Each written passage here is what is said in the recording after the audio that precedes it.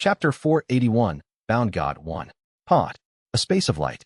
Seo Eunhyun feels as though he might be overwhelmed as he stares at the massive being standing before him. This is the Sword Spear Heavenly Lord. Before his eyes is a giant. No, it isn't just any giant. A silver-white monster, a colossal god dressed in ancient immortal robes, wearing a Myeonguan crown on its head and a mask of silver white on its face. As Seo Eunhyun gazes at this being, he feels as if he is staring at a blade clothed in human skin. The being, whose face is obscured, looks down at Seo Eunhyun. From this being emanates an endless sense of despair, an aura of overwhelming power and awe. I can't endure this. Seo Eunhyun's entire body trembles as though his mind is melting like wax. No, it can't end here. Yet, he does not crumble. In this encounter that feels eternal, he clings to his consciousness until the end, maintaining his composure as he performs a respectful gesture. Greetings to the Great One. It's when Seo Eunhyun shows his respect. The colossal being speaks.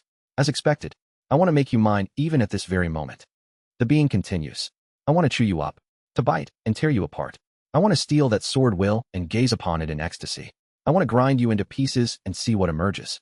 I want to pulverize your entire body into powder and drink it while watching if you still pursue the sword. I want to know how far your sword can reach. I want to strangle you until you cry helplessly and drop the sword from your hands. I want to embed my sword all over your body and impart my swordsmanship to you. I want to give you hope that your sword can surpass mine, and then watch as that hope shatters. I want to shatter your sword into pieces before your very eyes and force you to eat it. I want to break, snap, and crush your sword and give you terror to the point that you can never look at the sword again. At the same time, a voice dripping with obsession, almost sadistic in its intensity. At last, Seo Eunhyun, unable to bear it any longer, looks up at the being before him. Audiobook. Blades of all kinds sprout from Seo Eunhyun's body and begin to devour him. But he doesn't falter, he stares directly at the being. Even if it means suffering from confronting this great being, it's a determination to say what must be said. My apologies, but, interrupting the being's words, he utters a low, forceful declaration. The sword is already myself. Therefore, unless you break me, you cannot break my sword. And, as I am not composed of just myself, you will never be able to break just me. At those words, the silver-white being brings its massive face closer to Seo Eunhyun, filled with sadistic delight. Seo Eunhyun feels the pressure of something akin to a galactic cluster approaching right in front of him. Then, how about tearing apart what is precious to you and crushing it before your eyes, repeating this 100 billion times? Do you even know what is precious to me? Wooduk, wooduduk. Seo Eunhyun is being swallowed by the blades. Swords, spears, arrows, and countless other war weapons grow from his entire body, devouring him. Yet, even as his very being is consumed, even as excruciating pain floods his entire body, he does not retreat and shouts firmly. What is it? It is everything. Everything? Yes. Every moment I have lived, am living, and will live. Each and every single moment is what is most precious to me. He briefly closes his eyes. Perhaps Guk Guang of the tall tree race played a trick, for he found himself dropped into this space. However, he is not particularly afraid. It is not because the being before him reveals some sadistic fascination with him. Through encounters with Great Mountain, Yang Sung, and Blood Een, has already experienced dreadful and extreme pain and despair. For that reason, when it comes to pain, he is no longer afraid of anything in all phenomena. What's truly frightening is not that. What's frightening is, it is when the deepest, most fundamental part of his heart gets broken.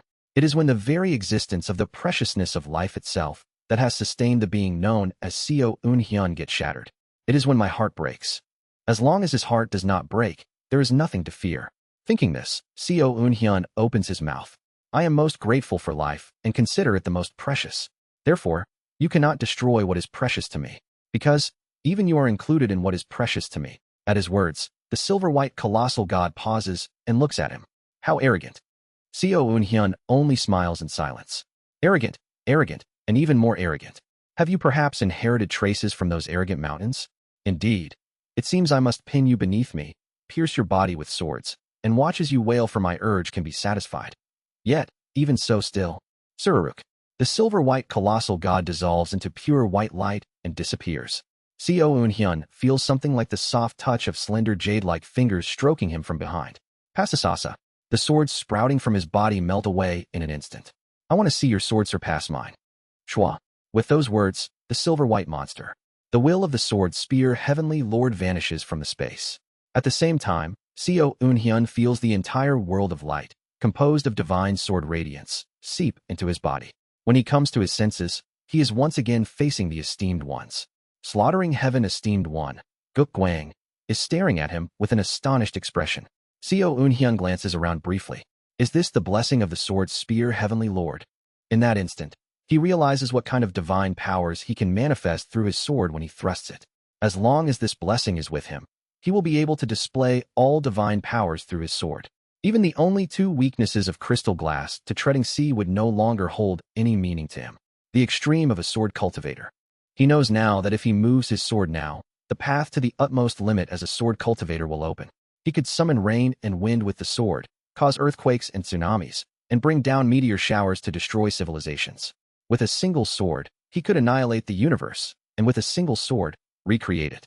It is possible to encapsulate all phenomena within the sword. Seo Eunhyun contemplates. Then, is this the extreme of the sword, or the extreme of spells in the form of a sword? When Seo Eunhyun extends his arm, divine radiance naturally condenses, forming a silver-white sword in his hand. The sword looks far nobler and more sacred than the silver-blue sword held by Guk Gwang. Why? Guk Gwang trembles with an expression that says he might collapse at any moment. I was the first. I was the first to serve that being. That is a blessing I have yet to receive. Why is it you? And in the next moment, Seo Eunhyun closes his eyes briefly and then opens them, as if finally making up his mind. He breaks the silver-white sword floating above his hand in one swift motion. What have you done? Guk Gwang's eyes roll back halfway, and Seo Eunhyun, with a determined expression, disperses the light completely as he speaks. I have no need for power thrown to me by others. Everything has been built by his own efforts. Even though his martial arts were created by Kim Young-hoon, it was he who mastered it with his own 2 hands through blood, sweat, and toil. Even though someone had assisted him with cultivation methods, it was he who ultimately mastered it. Even if there had been help from predecessors, it was always he who ultimately mastered it on his own. I have understood the extreme of a sword cultivator well. Someday, I will reach it with my own power. Seo Eunhyun shouts as he looks at the shattered fragments of the sword before him. Thank you for showing me the path. I do not need the blessing. I will reach that place with my strength alone, and that is enough. Wawum. The shards of the silver-white sword tremble in place before scattering into the void. Seo Eunhyun feels as if a powerful heartbeat, full of exhilaration, echoes in his ears, but he no longer listens. What matters now are those standing before him. Come at me. With that, Guk Gwang draws their sword and charges. I will kill you. Sap stream down from their eyes. From the front is Slaughtering Heaven Esteemed One, Guk Gwang. From behind, Final Heaven Esteemed One, Jin Woo-ryong, advances. Pat it. A vast radiance descends behind Guk Gwang. Seo Eunhyun feels as though 8 enormous giants are dwelling within that halo of light. Does the technique itself draws upon the radiance 8 immortals? Seo Eunhyun perceives his back. Final Heaven Esteemed One Jin Woo-ryong forms a hand seal. Origin Star. Combat Technique Form. Kugugugugu. Seo Eunhyun's eyes widen. For a moment, it seems as if Jin Woo-ryong's origin star manifests before compressing and taking the form of Jin Woo-ryong, like Seo Eunhyun. But what surprises Seo Eunhyun is not that. Winged garments. Heaven and Earth dual cultivation. Jin Woo-ryong, like Seo Eunhyun, dons winged garments. The rings of star-shattering origin stars, when compressed into the combat technique form, transform into winged garments. In other words, Jin Woo-ryong of the fighting ghost race is also a maniac who has exploded their completed origin star once more to achieve Heaven and Earth dual cultivation, just like Seo Eunhyun. Fighting step 2nd stage. One of Jin Woo-ryong's arms shifts as if transforming into a tentacle before morphing into a bone-laden thorn bush that lunges at Seo Eunhyun. From the front is the charging Guk Gwang, borrowing the power of the Radiance 8 Immortals. From behind is Jin Woo-ryong, a mid-star shattering stage Heaven and Earth dual cultivation practitioner, rushing forward. From below, Safe Heaven Esteemed One GWI row of the Rotting Owl race attempts to swallow Seo Eunhyun with their unique corrosion technique. From above, Trampling Heaven Esteemed One Ham Rack continuously absorbs Heaven and Earth spiritual energy, amplifying their own chi. And in the far distance, Opening Heaven Esteemed One Woljin seems to be gathering strength for a powerful strike. Indeed, the bright cold realm Esteemed Ones are formidable. Though surpassed in numbers compared to the Esteemed Ones of the Bloodine realm, in terms of quality, each one is powerful enough to overwhelm those from the Bloodine realm. You are the best among them. Seo Eunhyun begins to exert his power. Crystal glass to treading sea. Sword sea star body. The colorless glass sword merges with his body. Wooduk Wadudaduk. From various parts of Seo Eunhyun's body, colorless glass swords emerge. Full body sword draw. 3,000 colorless glass swords erupt forth, shooting forward like arrows. All heavens. Seo Eunhyun's hand appears to distort for a moment. Simultaneously, his hand fused with the colorless glass sword morphs in an eerie manner, becoming a gigantic slash that sweeps the surroundings. The glass true fire dances in the void. The flames of glass transform into sword slashes, cutting through everything in their path. A world of an instant. Guk Guang is sliced apart along with their sword. Safe Heaven Esteemed One GWI Ro launches the corrosion technique at Seo Eunhyun, but it burns away in the glass true fire, forcing them to morph into an owl the size of a satellite and retreat. But by then, both their wings have already been severed by all heavens.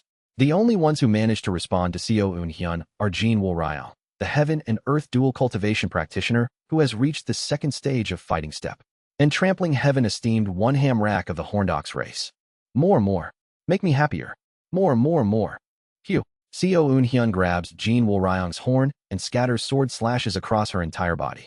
Perhaps it's due to the fighting ghost race's innate nature to become aroused during battle. She faces Seo Eunhyun with a face filled with ecstasy. But that too is only an instant. Soon, she is flung away, her entire body slashed apart after being unable to block more than a single slash from Seo Eunhyun. These insane muscle-bound fighting ghost race bastards.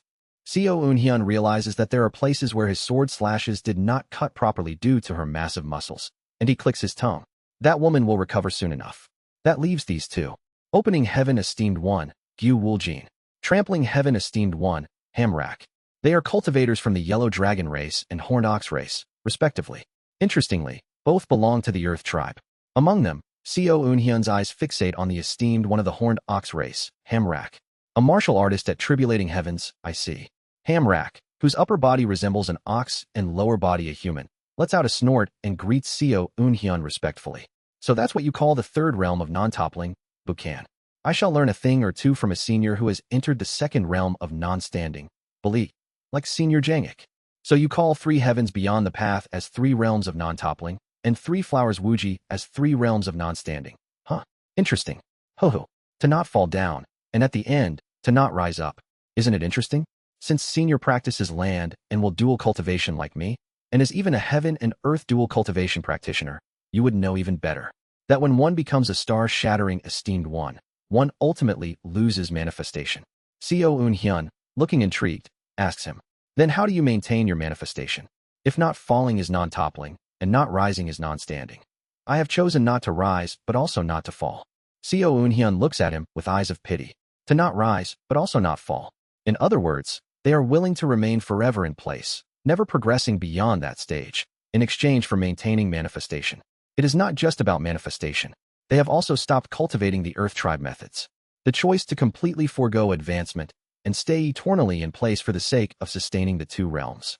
That is the path Hamrak has chosen. Are you fine with that? Oh, you have the same eyes as Senior Jangik. But it's fine. This, too, will have its own path, after all. Now, enough with the idle chatter. Kugagugagugu.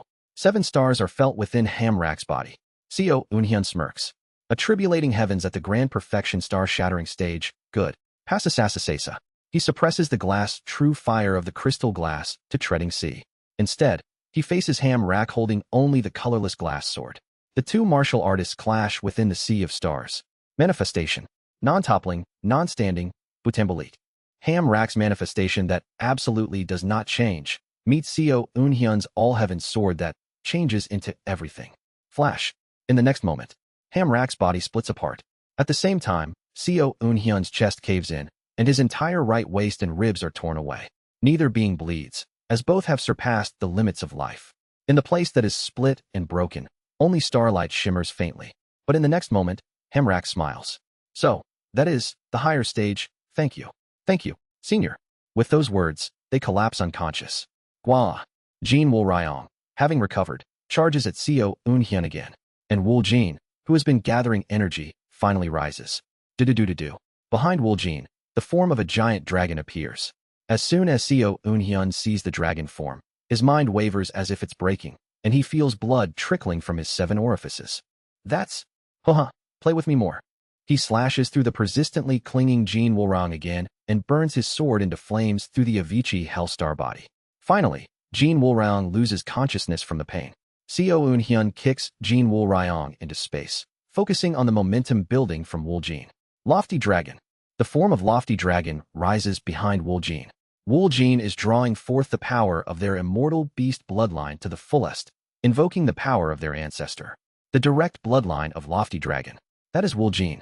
Go. The cosmic space quivers. The next moment, Seo Eunhyun is struck by the tail of Lofty Dragon's form and is hurled far away, all the way to a distant star away from the lightning sacred sea. Kook. Wuljin closes the distance instantly using the ground shrinking technique. Juk. The form of Lofty Dragon behind Wuljin opens its mouth. Kwang. The illusion of Lofty Dragon, vast enough to join together dozens of planets, directly bites down on the planet Seo Eunhyun crashed into. The planet he slammed into shatters, and Seo Eunhyun, caught between Lofty Dragon's upper and lower teeth, holds on to resist being crushed. I tried to dodge, but couldn't, this feeling. It's certain hit. His eyes glimmer. I'm starting to grasp the principle of certain strike. Is it bestowing the fortune of definitely being struck on the opponent? Gugaguguguk. Caught between Lofty Dragon's teeth and enduring to avoid being crushed, he activates Avicii Hellstar body. Glass true fire dies black and surges into the interior of Lofty Dragon's illusion. However, Seo Eunhyun clicks his tongue. There's no reaction. Because it's an illusion from the past, present pain doesn't affect it. Damn it. I thought the weaknesses of the crystal glass to treading sea were only two, but it turns out there's a third. So far, he has identified 3 weaknesses of crystal glass to treading sea. The third, just now discovered, is the illusion of the past. The advantage of the glass true fire that transmits Seo Eunhyun's pain is nullified completely. The second is attacks that use the heart, like those from the Heart Tribe or complete immortal arts. In the plane of soul, the power of Seo Eunhyun's attacks are halved. And if it is a complete immortal art that uses only the heart without relying on attraction force, it can shatter the pain inflicted by the crystal glass to treading sea head-on and even critically injure Seo Eunhyun. The first is salt. Salt, which symbolizes repentant enlightenment in the higher planes, can completely extinguish and destroy the pain of the glass true fire. Therefore, in the plane of Qi, salt itself has a property that disperses the formula of the crystal glass to treading sea, weakening the flames of the glass true fire. It's fortunate I took down the sea dragon who was using that salt sea esoteric method, or whatever.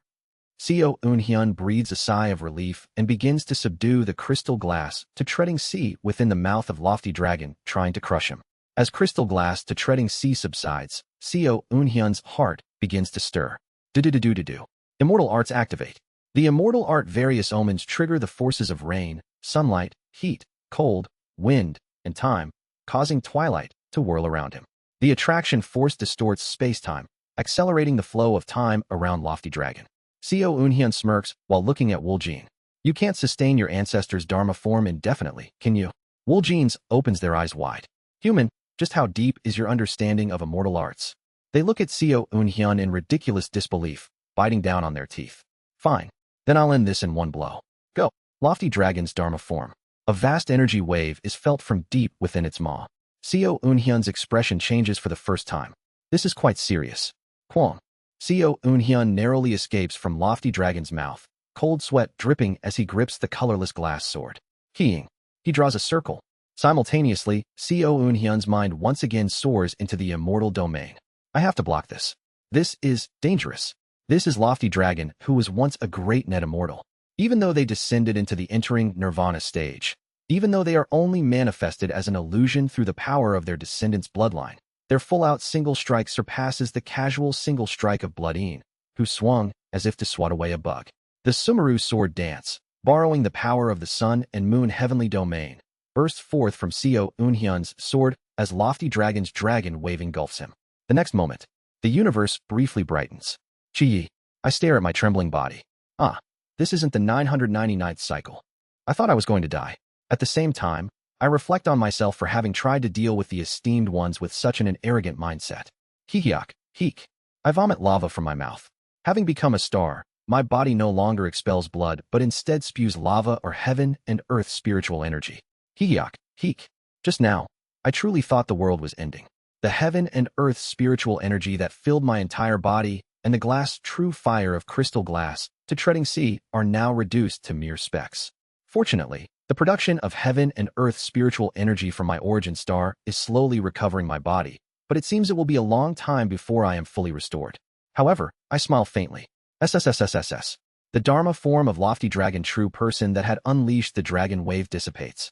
Now all that remains is Wu Jin, utterly exhausted from summoning the Dharma form of lofty dragon. No, the other esteemed ones are also gradually recovering. This is an esteemed one. No matter how severe the injuries, they recover almost instantly through the self-production of heaven and earth spiritual energy. To counter this kind of monstrous regenerative ability, one must either kill them outright or use attacks through immortal arts. I look at Wu Jin and ask, "Are you still willing to try Taoist Q?" Wu Jin returns to their human form with a darkened expression. How could that be? It is our defeat. Haha, why so?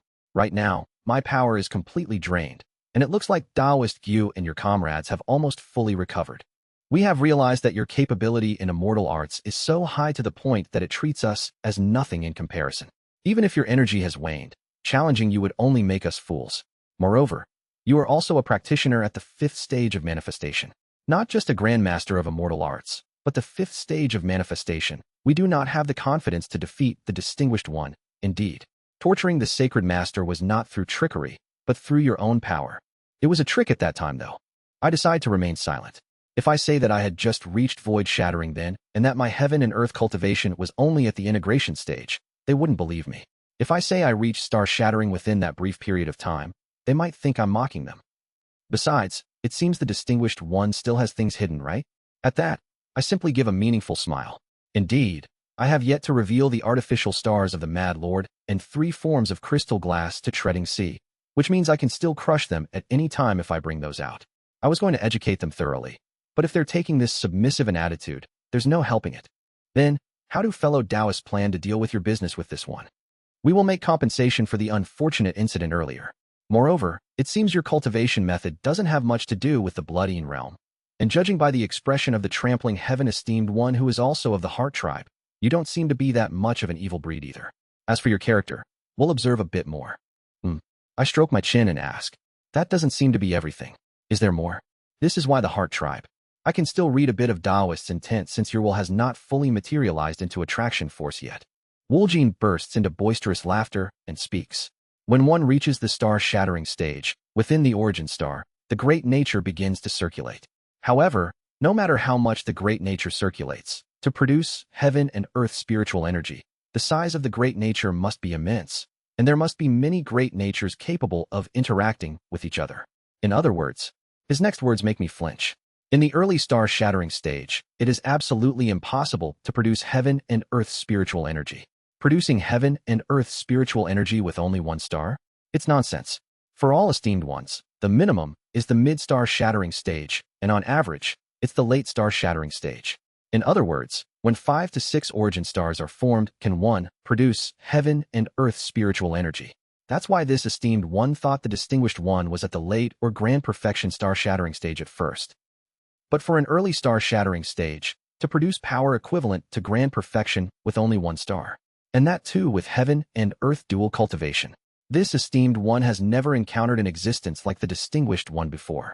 With your level, you will surely reach the rank of true immortal someday. If we aren't going to kill the distinguished one here and now, we would rather not offend a future great immortal, Dashan. I feel my face flush and wave my hand. You flatter me too much, but thank you nonetheless. Haha, there's no need for modesty. Anyway, this esteemed one will go back to find my comrades and return to the lightning sacred sea. We'll have to start the conquest from the first floor of the lightning sacred sea again. They let out a deep sigh, and I chuckle heartily and speak. Don't worry, you'll likely be able to continue from the floor you conquered. Since the master of the 98th floor was killed, you can start from the 99th floor. What? What do you mean? I met a being called the Golden Shaking Bird. I relay the information about Golden Shaking Bird. Soon after having heard my explanation, Wu Jin adopts a contemplative expression, a being capable of overriding the authority of the Tower of Trials to that extent. I'll need to revisit some ancient texts I once found before. Do as you please. As for me, I still have an unfinished duel, so I'll be on my way. With the heaven collapsing esteemed one. Do as you wish.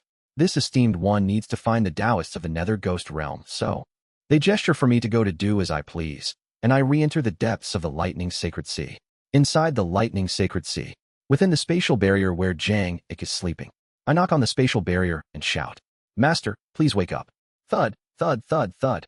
But there's no response from inside. "Master." I sigh and draw my sword. "I know you're pretending to sleep. Please wake up." Kukwagwagwang. The moment I raise my sword as such and strike down on the barrier, my head is severed. Chapter 482, Bound God 2. Huh.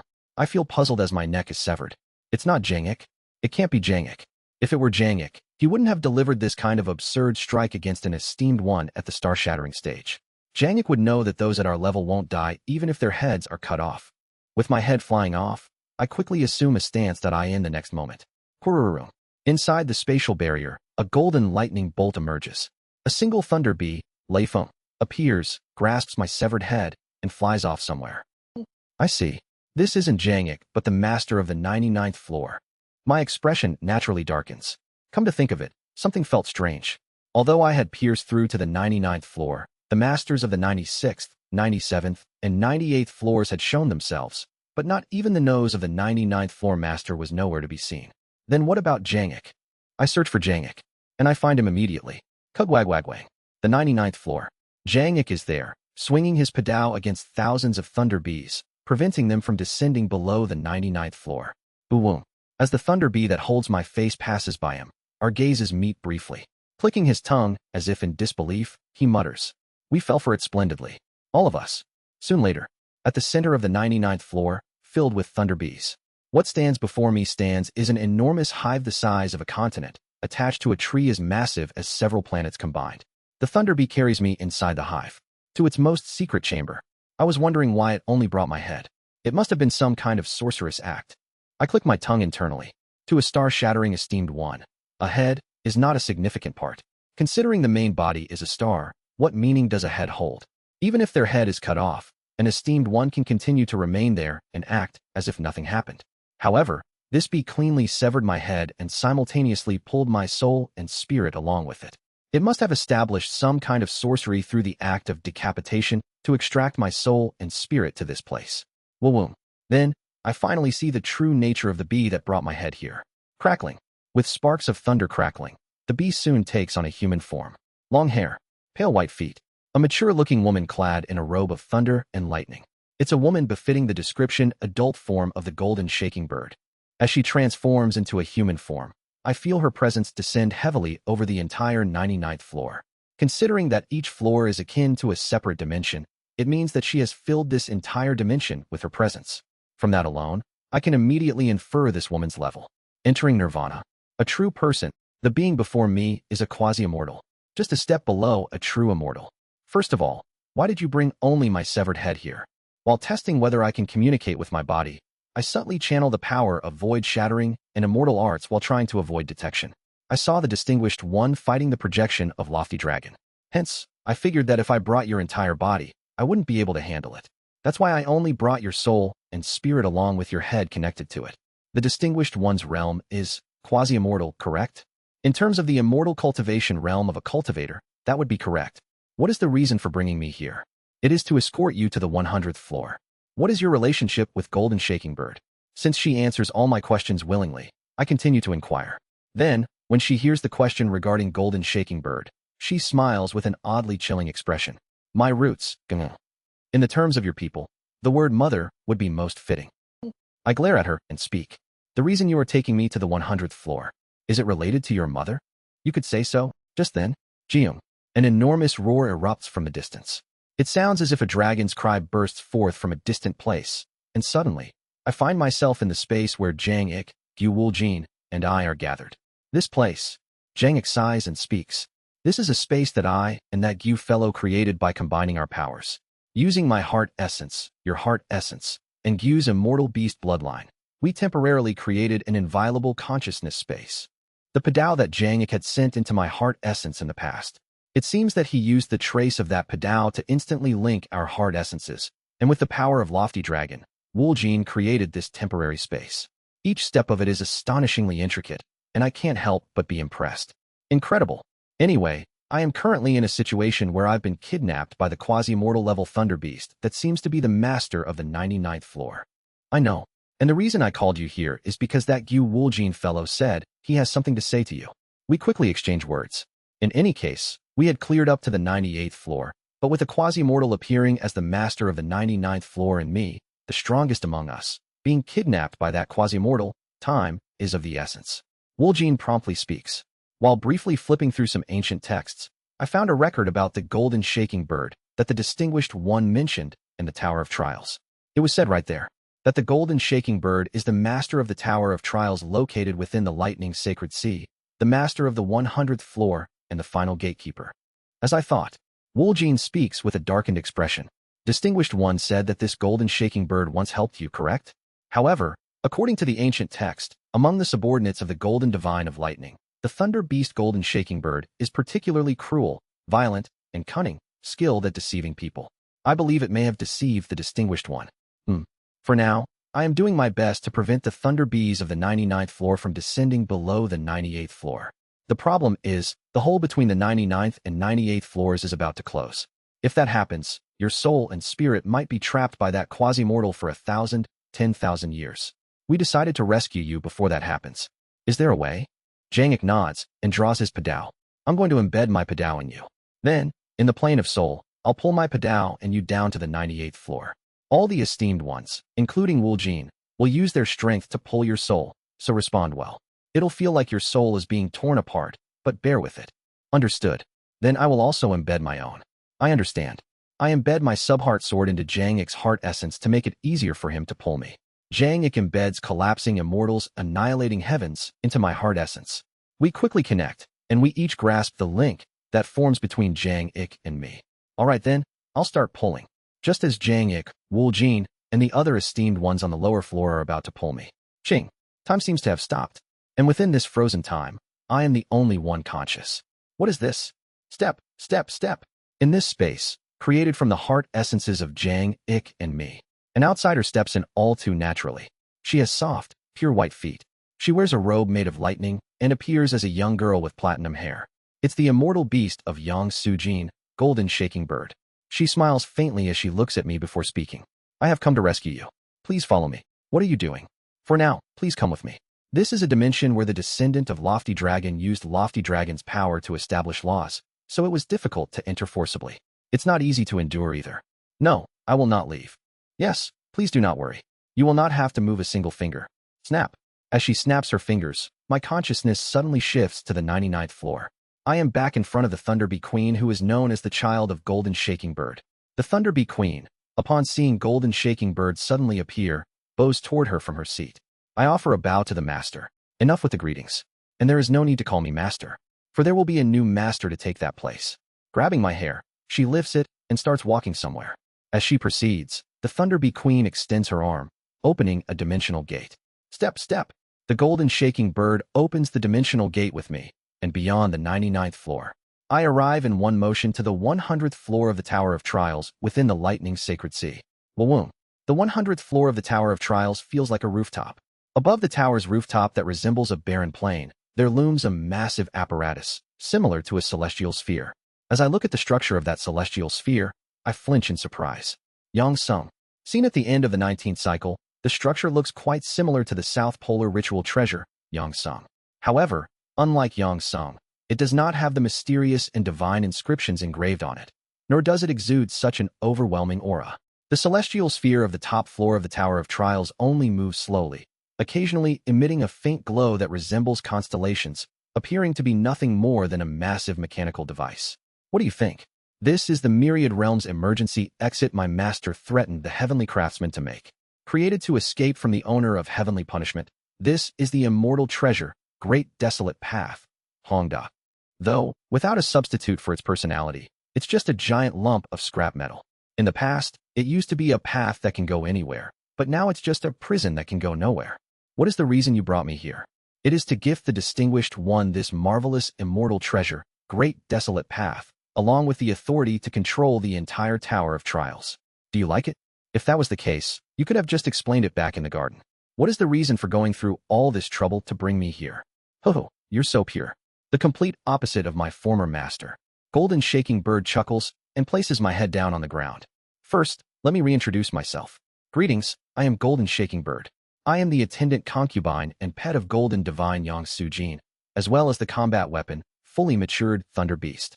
At the same time, I am the collective of all the vengeful spirits of the Thunderbird Golden Shaking sect, which followed Yang Sujin faithfully only to be annihilated by his hand. I am the administrator who manages the Tower of Trials after being bound to the Tower of Trials' 100th floor after the death of Yang Sujin, and also a pitiful existence whose body is being torn apart piece by the very tower itself. She kneels in front of me and gently strokes my head. Master was truly cruel, wasn't he? He grinded the sect that followed him without a hint of hesitation and turned them into a monster. After using that as a combat weapon to his heart's content, he left with just the single sentence, "I'm going back home." When I clung to him, begging to follow, he tied me to his ring finger and discarded me into the sun and moon heavenly domain. Then, he ensured that through the Tower of Trials, my entire body would be ground down over endless eons until it finally disintegrated. Ha ha, ha ha. She burst into mad laughter. The reason the Tower of Trials is called the Tower of Trials is not because of anything else. It's merely because whenever the owner of heavenly punishment pursued my master, he used it while undergoing trials akin to death. It isn't because of the monsters that extend from the first to the 100th floor. Wooduck. She tightens her grip on my head. Lightning courses through my head, causing it to throb with pain. The children that rule the floors from the 1st to the 99th are the flesh of my body that were torn away after my body was ground down by the Tower of Trials. The largest chunk became the Thunder Bee on the lower floor, and from the Thunder Bee, the flesh of lower realms continues to fall off. The flesh continues to decompose floor by floor until eventually, they are expelled beyond the lightning sacred sea. My master, after going through all the trouble of creating me, decided to confine me in this tower for countless eons and decompose me. So I made a decision. One day, if someone who would complete my master's legacy were to reach the lightning sacred sea, I would give them my position and escape from this place. I would flee and find the home my master returned to, turn all of his precious people into thunder beasts, establish a hierarchy with those beasts, and become my master's true wife. That is the resolve I made. Wadudaduck. Her fingers dig into my head. After suffering that much, wouldn't I deserve at least that much?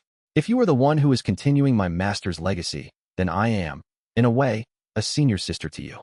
For this senior sister, would you kindly remain imprisoned inside this tower for all eternity? You won't have to wait too long. One day, I will persuade my master to come here and dismantle this dreadful disassembly facility to rescue you. With eyes that have completely lost their sanity, she whispers to me. Through her hands, I gradually feel an immortal art-level restraint binding my soul. The chains of attraction force binding Golden Shaking Bird entangle me. Then you could have just captured me and suspended me here when we first met. Why did you make me go through the Tower of Trials? It is because only by using that method could I establish the technique that would impose my restraints on the distinguished one. Is that so? Then what is the reason for bringing only my head here? Because it's annoying if you resist. Don't worry, it won't hurt. Only a slight impact will be focused on your head. Once I leave, I'll toss your main body inside the tower, so pick it up at your leisure. Then why are you stabbing my shoulder with a blade like this? I growl at her while glaring, feeling the sensation of being stabbed in the shoulder. You are saying strange things. Your entire existence is currently separated between your head and the rest below. You shouldn't be able to feel any pain in your shoulder. Damn it, don't spout nonsense. If it's not you stabbing my shoulder right now, then who is it? I shout nonsense, trying to disrupt her focus so I can deliver a strike through void shattering. My shoulder hurts. Don't touch my shoulder. I'll kill you. But while shouting nonsense, a strange sensation comes over me. It really does hurt. As she said, my head and the rest of my body are separated by something like an immortal art.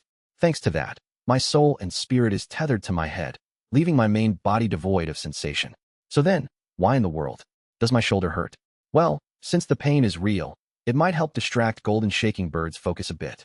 Don't touch my shoulder. My shoulder. Since before, what nonsense are you?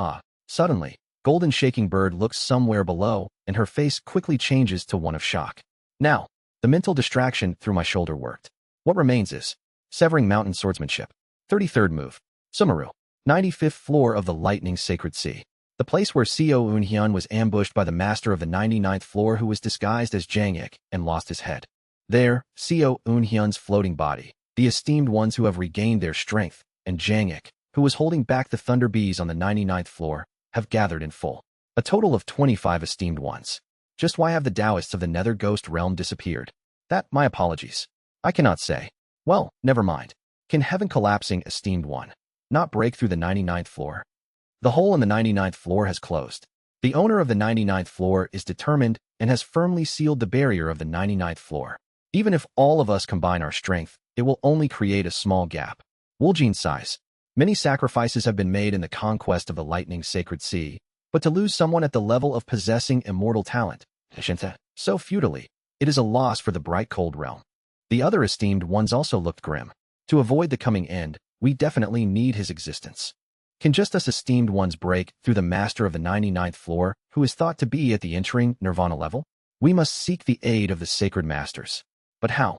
For the sacred masters to descend here, a medium is required. And it must be an incredibly powerful medium connected to the essence of the sacred masters. Otherwise, we would have to create an altar for their descent over the next 5,000 years, and even then, the probability of the altar activating correctly is only 4 in 10. Just then, flash. From the left shoulder of Seo Eunhyun's decapitated body, an overwhelming sword light bursts forth. Simultaneously, an immense presence begins to descend upon the lightning's sacred sea. Kugugugugu. This is slaughtering heaven esteemed one Guk Gwang. Sensing the aura, immediately bows as a flower blooms from their head, scattering pollen. All the esteemed ones of the bright, cold realm simultaneously kneel in reverence. Chuk. From Seo Eunhyun's left shoulder, a hand, thin like an old, withered tree branch, emerges. The hand, surrounded by a bright white light, tilts his body back from his shoulder and descends his main body into the lightning sacred sea. Wawoom. The entire lightning sacred sea shakes violently, as if trying to repel the foreign intrusion from outside, but the presence descends firmly in place without concern. A being wrapped by radiant white light, resembling a dried, ancient tree. That being is the administrator of the bright cold realm. It is Sacred Master Baekwon. We pay our respects to the Sacred Master. 24 esteemed ones shout in unison as they bow. Baekwon nods, and then looks up towards the distant upper floor. She stares beyond the 99th floor. He is not someone I like, but since he serves as a medium for my descent as a fellow sacred person, he is somewhat useful. She glances at slaughtering heaven esteemed one Guk Gwang and clicks her tongue. You fool. Stop your stupid behavior and assist me. How shallow must your faith be to great one that you can't even fulfill the role of a medium that even the human race bastard could manage? Guk Gwang's face flushes a deep red at her words, but he quickly regains his composure. After scolding Guk Gwang, Baekwon flies in one leap to the boundary between the 98th and 99th floors. In the next moment, tree halberd. The space around her ripples with white clouds, taking the form of a colossal wooden spear. Jiung. Baekwon swings the wooden spear. With her single strike, the entrance to the 99th floor shatters, creating a dimensional passageway. Buwong. Hundreds of millions of thunderbees rush at Baekwon all at once. But Baekwon opens her mouth. Jiing. A colossal lion's roar shakes the entire dimension, and the hundreds of millions of thunderbees explode and perish on the spot. Pajijik. Before her stands the one who ambushed and kidnapped Seo Eunhyun. The Thunderbee Queen appears. She looks at Baekwon and sneers. Well, who do we have here? Isn't this Baekwon, who became a waste? This brings back past memories. The Baekwon who once begged for her life in front of the golden divine dares to come before me, who wields his authority. Just thinking of that time. Just then, immediately, clench. Baekwon's hand grabs the head of the Thunderbee Queen. Badoo-doo-doo-dook. The Thunderbee Queen's head bursts under Baekwon's grasp. Whying. The scent of peach blossoms begins to spread around Baekwon. The sacred master of the bright cold realm, Baekwon, is drawing upon the power of the bright cold realm from the far ends of the universe. You foolish thing. The one I feared was the golden divine. Do you think I would fear a worthless thing like you who can't even be considered as dregs? Do you see me, who once stood before true immortality, as being on the same level as you, a half-baked entering nirvana? Yuayub. The Thunderbee Queen struggles to escape, but she cannot break free from Baekwon's grasp. I immortal art. The eyes of the Thunderbee Queen fill with terror, and Baekwon smirks as she begins to crush her completely. You spoke so well just moments ago. Go ahead. Beg. Beg for me to spare your life. Lick my feet like a dog. Beg while promising to offer everything you have just to spare you. If you do that, I'll leave at least your life. Chapter 483, Bound God, 3. Wooduk Wadudaduk. The Thunderbee Queen, held in Baekwon's grasp, tries to resist, but as the fragrance of peach blossoms fills the surroundings, she eventually finds herself with no choice but to completely kneel. From the Thunderbee Queen's entire body, pure white sprouts begin to emerge.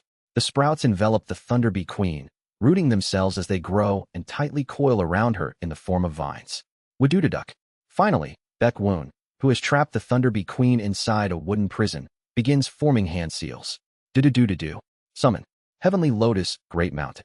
The space tears apart as the sacred mountain of the bright cold realm, the heavenly lotus mountain, is summoned to the 99th floor. Simultaneously, the heaven and earth spiritual energy of the lightning sacred sea begins emitting the same wave as the heaven and earth spiritual energy of the bright cold realm. As a sacred master, I command. This world shall now be a part of the bright cold realm for 3 days. All the floors from the waiting space of the lightning sacred sea's tower of trials up to the 99th floor are bathed in the light emitted from heavenly lotus great mountain. Baek Woon, with control over the 99th floor and below secured, stretches her hand towards the sky. Open, RTOC. The void splits open, and the door to the 100th floor appears. Chi, did it work? I stare at the opponent before me. The Sumeru sword dance struck properly. However, Golden Shaking Bird appears unscathed on the surface. After a moment, Golden Shaking Bird smirks and speaks. What is this? Using a sword dance that borrows power from the lightning sacred sea that I am the master of, Kikek. That's a bit impractical of you. It worked on Baek Woon. Is it the difference between a true immortal and the sacred vessel stage? Just as I am taken aback, RTOC. Suddenly, the entrance to the 99th floor opens, and an unimaginable figure appears from beyond. It is Sacred Master Baek Woon. At the same time, a spiritual energy wave that's the same as bright cold realm's spiritual energy emanates from beyond the 99th floor for some reason. Golden Shaking Bird narrows her eyes and, as if mocking, addresses Baek Woon. To cruelly kill Thunderbee Queen who is like my child before coming here. You're too much, Baek Woon. Baek Woon scoffs and responds. Not your child, but probably just a lump of flesh. Don't pretend to mimic emotions when you have no attachments. I'm well aware that the only attachment you ever had was to the croaked Golden Divine. At those words, Golden Shaking Bird's eyes grow even colder. For a waste, you sure run your mouth well. Something that couldn't even dare look at me even when they were a true person sure dares to raise their head in front of me. It seems I'll have to make you lick my feet again after such a long time. I wouldn't lick the feet dirted by the Golden Divine's spit even if given for free. Also, true persons aren't supposed to directly look at true immortals. It wasn't that I lowered my head to something like you because I didn't dare to look, but due to the nature of the entering nirvana stage, you incomplete immortal beast. And you keep babbling about me being a waste, but, pat it. A radiant light bursts forth from Sacred Master Baek Woon. On top of her own, the power of the bright cold realm is being emanated. As long as I am the Sacred Master of the bright cold realm, even if you are a genuine true immortal, you are not particularly above me. Gugu. The dimension begins to shake. No, it feels as though the entire trial tower left behind by Yang Sujin is trembling. Is this Baek Woon's true power when she decides to go all out? It feels even stronger than what I faced last time. Realizing that Baek Woon's power has increased several times compared to before, I search for the reason and immediately understand why. I see.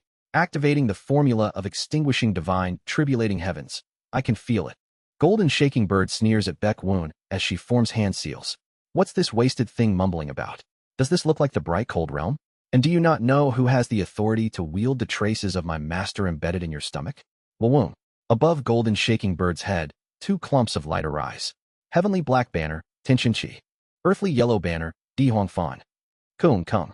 2 giants of lightning appear beside Golden Shaking Bird. Each giant of lightning grasps a massive, pitch-black banner and a gigantic golden banner with both their hands. Wave, Heaven-Earth Twin Banner. Golden Shaking Bird utters a Dharma formula, activating what appears to be an immortal treasure. The giants, each wielding a banner, shout loudly and begin to swing the banners.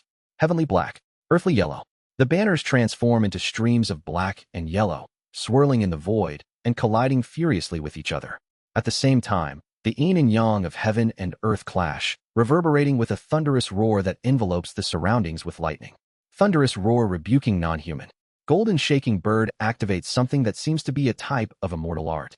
Simultaneously, the lightning formed by the 2 banners strikes toward Baek Woon's stomach.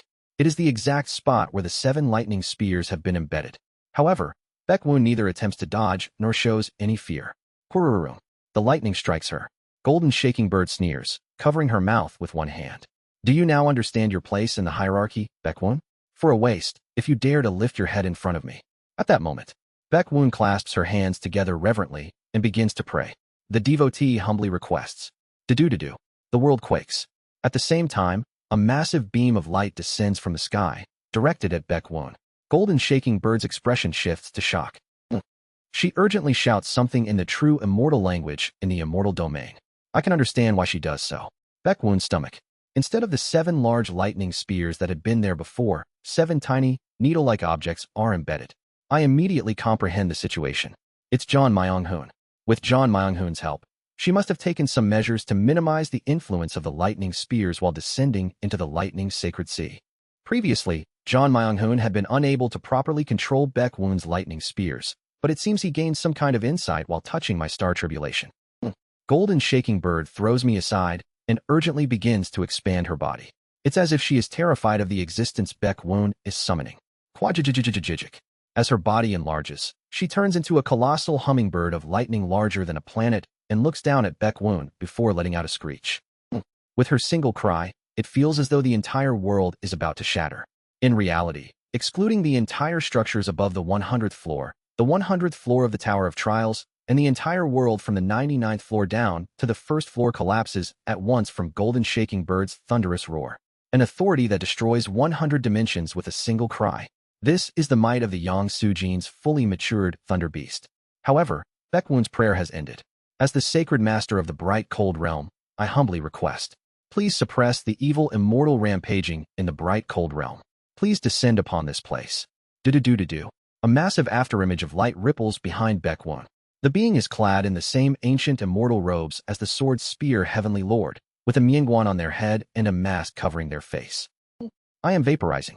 My face transforms into photons, dispersing into the void. Simultaneously, knowledge floods my mind. Water escape technique for hiding in the water. Sea escape technique for hiding in the sea. Rain escape technique for hiding in the rain.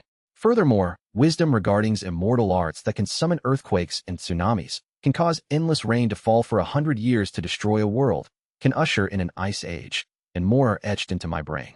Seventh seat of the Radiance 8 Immortals, Gongbing Bashan. Great Sea Heavenly Lord, Feng, please bestow thee power. A deep, navy blue light begins to dominate the surroundings. A true immortal who governs navy light, Longgong. The projection of the Great Sea Heavenly Lord enters behind Baek-woon in the form of a halo, lending her its power. Pasazasak. After perceiving the illusion of the ruler of blue light, my head fully vaporizes and I briefly lose consciousness. I regain my senses. I have returned to my main body. It seems even the spell the Thunder Bee Queen had placed on my head has vaporized into light, causing my soul and spirit to return to my main body. Regenerating my head, I survey my surroundings. What on earth? My mouth falls open as I take in the completely transformed Tower of Trials. An ice age, Bing Huichit. It's as if an ice age has swept through the entire universe.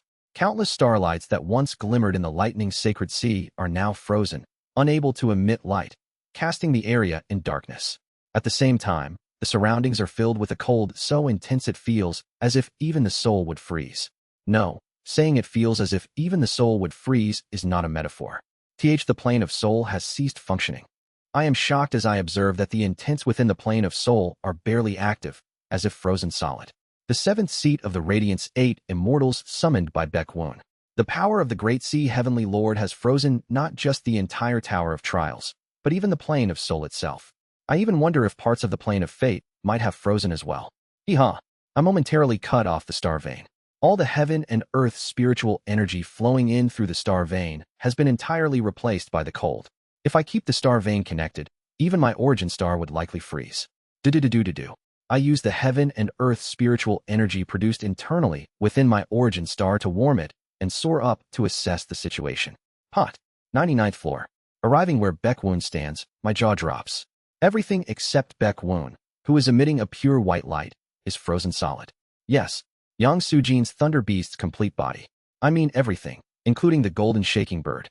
I asked Baek-woon in a daze. Did you exterminate the Thunder Beast? Who? Baek-woon lets out a sigh. From her mouth, pure white heaven and earth spiritual energy pours out. No, she escaped. Pardon. I can't help but be shocked. 100 dimensions and their corresponding planes of soul and fate have all frozen. And even the frozen surface of Golden Shaking Bird is right in front of my eyes. Yet she says she escaped? I knew that the old-timer of the lightning sacred sea would be hiding something, but I never knew that the Tower of Trials extended to the 108th floor. Snap! Baek-woon snaps her fingers, and a dimensional gate opens above us. She fled to the upper floors. Foolish thing. Does she really think she can escape from the power of a heavenly lord? I must go up and capture her. The power of a heavenly lord. Indeed, the projection of the Great Sea Heavenly Lord that swept through this place just now has even turned the 101st floor, which Baek Woon hadn't detected, into an ice age. She's probably hiding on the 106th floor. If my assumption is correct, the 107th floor is Yang Sujin's treasure vault, so that lowly creature bound to Yang Sujin won't dare to go up there carelessly. Then, do you know what the 108th floor is for? If my assumption is correct, the 108th floor is... Curious at the mention of the 108th floor, I ask Baek Woon, and she looks like she's about to share her thoughts, but then furrows her brow. No, never mind. You don't need to know. Rest for now. I need to go catch that thing, and then head to Yang Sujin's treasure vault to prepare for the end. Wong. Finishing her words, she crosses into the dimension of the 101st floor. I watch her for a moment and let out a sigh. Whew. As heaven and earth spiritual energy is drawn in, it makes my core feel cold, but I breathe a sigh of relief. This was resolved far better than expected. Honestly, I had anticipated that conquering the lightning sacred sea would take at least several thousand years. Yet, due to unexpected variables, Sacred Master Baek Woon descended and resolved it all in an instant. Now, as long as Sacred Master Baek Woon can retrieve the symbols of the Middle Realms, there shouldn't be a reason to worry about the end. I smile faintly, my face brightening. If that happens, we'll be able to bypass the end coming in the 10,000-year point and live in a world full of boundless time after the creation of the universe. Right after the creation of the universe, heaven and earth spiritual energy is hundreds of millions of times more abundant than usual, which will help my comrade's cultivation as well. Now, my only remaining goal is to find Kong Min-hee and restore her mind. Everything is falling well into place. Crack. Huh. I turn to see someone who has come up beside me and placed a hand on my shoulder. It's Golden Shaking Bird. Her pupils are completely unfocused, and an uncontrollable madness fills her gaze. How? You didn't. To the 106th floor? However, I soon understand how Golden Shaking Bird tricked Baek Woon and appeared next to me through the formula circulating around her. Extinguishing divine, tribulating heavens. She hid within the formula of my extinguishing divine, tribulating heavens. The extinguishing divine, tribulating heavens that evades fate. Hidden within that formula, she evaded Sacred Master Baek Woon's foresight and concealed herself near me. Heh! Golden Shaking Bird smiles. A smile that sends a chill down my spine. She pushes her hand even deeper into my shoulder. And through that, I come to understand how Sacred Master Baek Woon descended to this place. Did Baek Woon descend using the sacred scar of Sword Spear Heavenly Lord on my shoulder? If so, what Golden Shaking Bird is trying to do now is... With all my remaining strength, I turn my head over my shoulder and, to the bright cold realm's white jade pavilion that Baek Woon used to descend, shout to my comrade, John Myung-hoon, who was summoned there by Baek Woon. Run, John Myung-hoon. Quajijijijik. Through the passage Baek Woon descended from, Golden Shaking Bird reaches out her hand in reverse. A whisper laced with a bone-chilling obsession escapes from her lips. My master ras return this time on lethem go. Bright cold realm, white jade pavilion. After Seo Eun-hyun departed for the lightning sacred sea, John Myung-hoon, who has been separately summoned by Baek Woon and is maintaining a spell to temporarily nullify the power of the lightning spears attached to her stomach, twitches his eyes. What's this? For some reason, a great misfortune is detected in his foresight. Simultaneously, from a distant, far-off place, a familiar voice reaches him. Run, John Myung-hoon. Seo Eun-hyun's voice? Following Seo Eun-hyun's words for now, John Myung-hoon exits the white jade pavilion and looks around. Seo Eun-hyun, what are you talking about? Seo Eun-hyun. At that moment, the sub-heart sword embedded in John Myung-hoon's heart essence vibrates, transmitting Seo Eun-hyun's voice. John Myung-hoon, right this instant. Just then, Quajijijijik. From the depths of the white jade pavilion, where the teleportation formation Baek Woon used to descend to the lightning sacred sea is located. A massive arm of lightning bursts forth and chases after John Myung-hoon. John Myung-hoon flinches in surprise and decides to retreat, as Seo Eun-hyun instructed. But in the next moment, before he even has time to perceive it, John Myung-hoon is already caught by the hand of lightning. Kook! John Myung-hoon tries to absorb the lightning hand, but as he does, an immense chorus of agonized screams numbering in the tens of millions reverberates through his mind, forcing him to vomit blood. John Myung-hoon faints completely amidst the ceaseless whisper that calls to him from beyond the arm of lightning. Master, master, master, master, master, master, master. The arm of lightning pulls the unconscious John Myung-hoon and takes him to the far end of the universe, towards the lightning sacred sea. Quajijijijik. I am bound by chains of lightning, unable to move my entire body, and can only watch as Golden Shaking Bird extracts something through my shoulder. Golden Shaking Bird pulls John Myung-hoon, who had been in the bright cold realm, out from my shoulder, miniaturizes him, and cradles him tenderly in her embrace. Finally, have Mr. Remy and Smino will train him so he can never escape him. I'm bracing from now, and I will bet his master will him into a body thought can it heaven brow me. And no, now had he obtained that true sovereignty of lightning sacred Xian. She extracts something from John Myonghun's body and scatters it across the entire expanse of the lightning sacred sea. I am the true god of the lightning sacred sea. Quarrurum. Lightning rains down across the entire expanse of the lightning sacred sea. I can feel it. Through John Myonghun, she has now gained complete dominion over the lightning sacred sea. At the same time, struck by the lightning, I am instantly expelled from the lightning sacred sea. Pajajijik. This is. I look around with a bewildered expression. It seems others are just as confused, as the esteemed ones around me also look around with bewildered faces. The most shocked face among them belongs to Baekwon. Baekwon stares at the lightning sacred sea with a look of utter disbelief. And before us, the human form of golden shaking bird appears as a projection. Ahaha, I'm sorry for startling you all.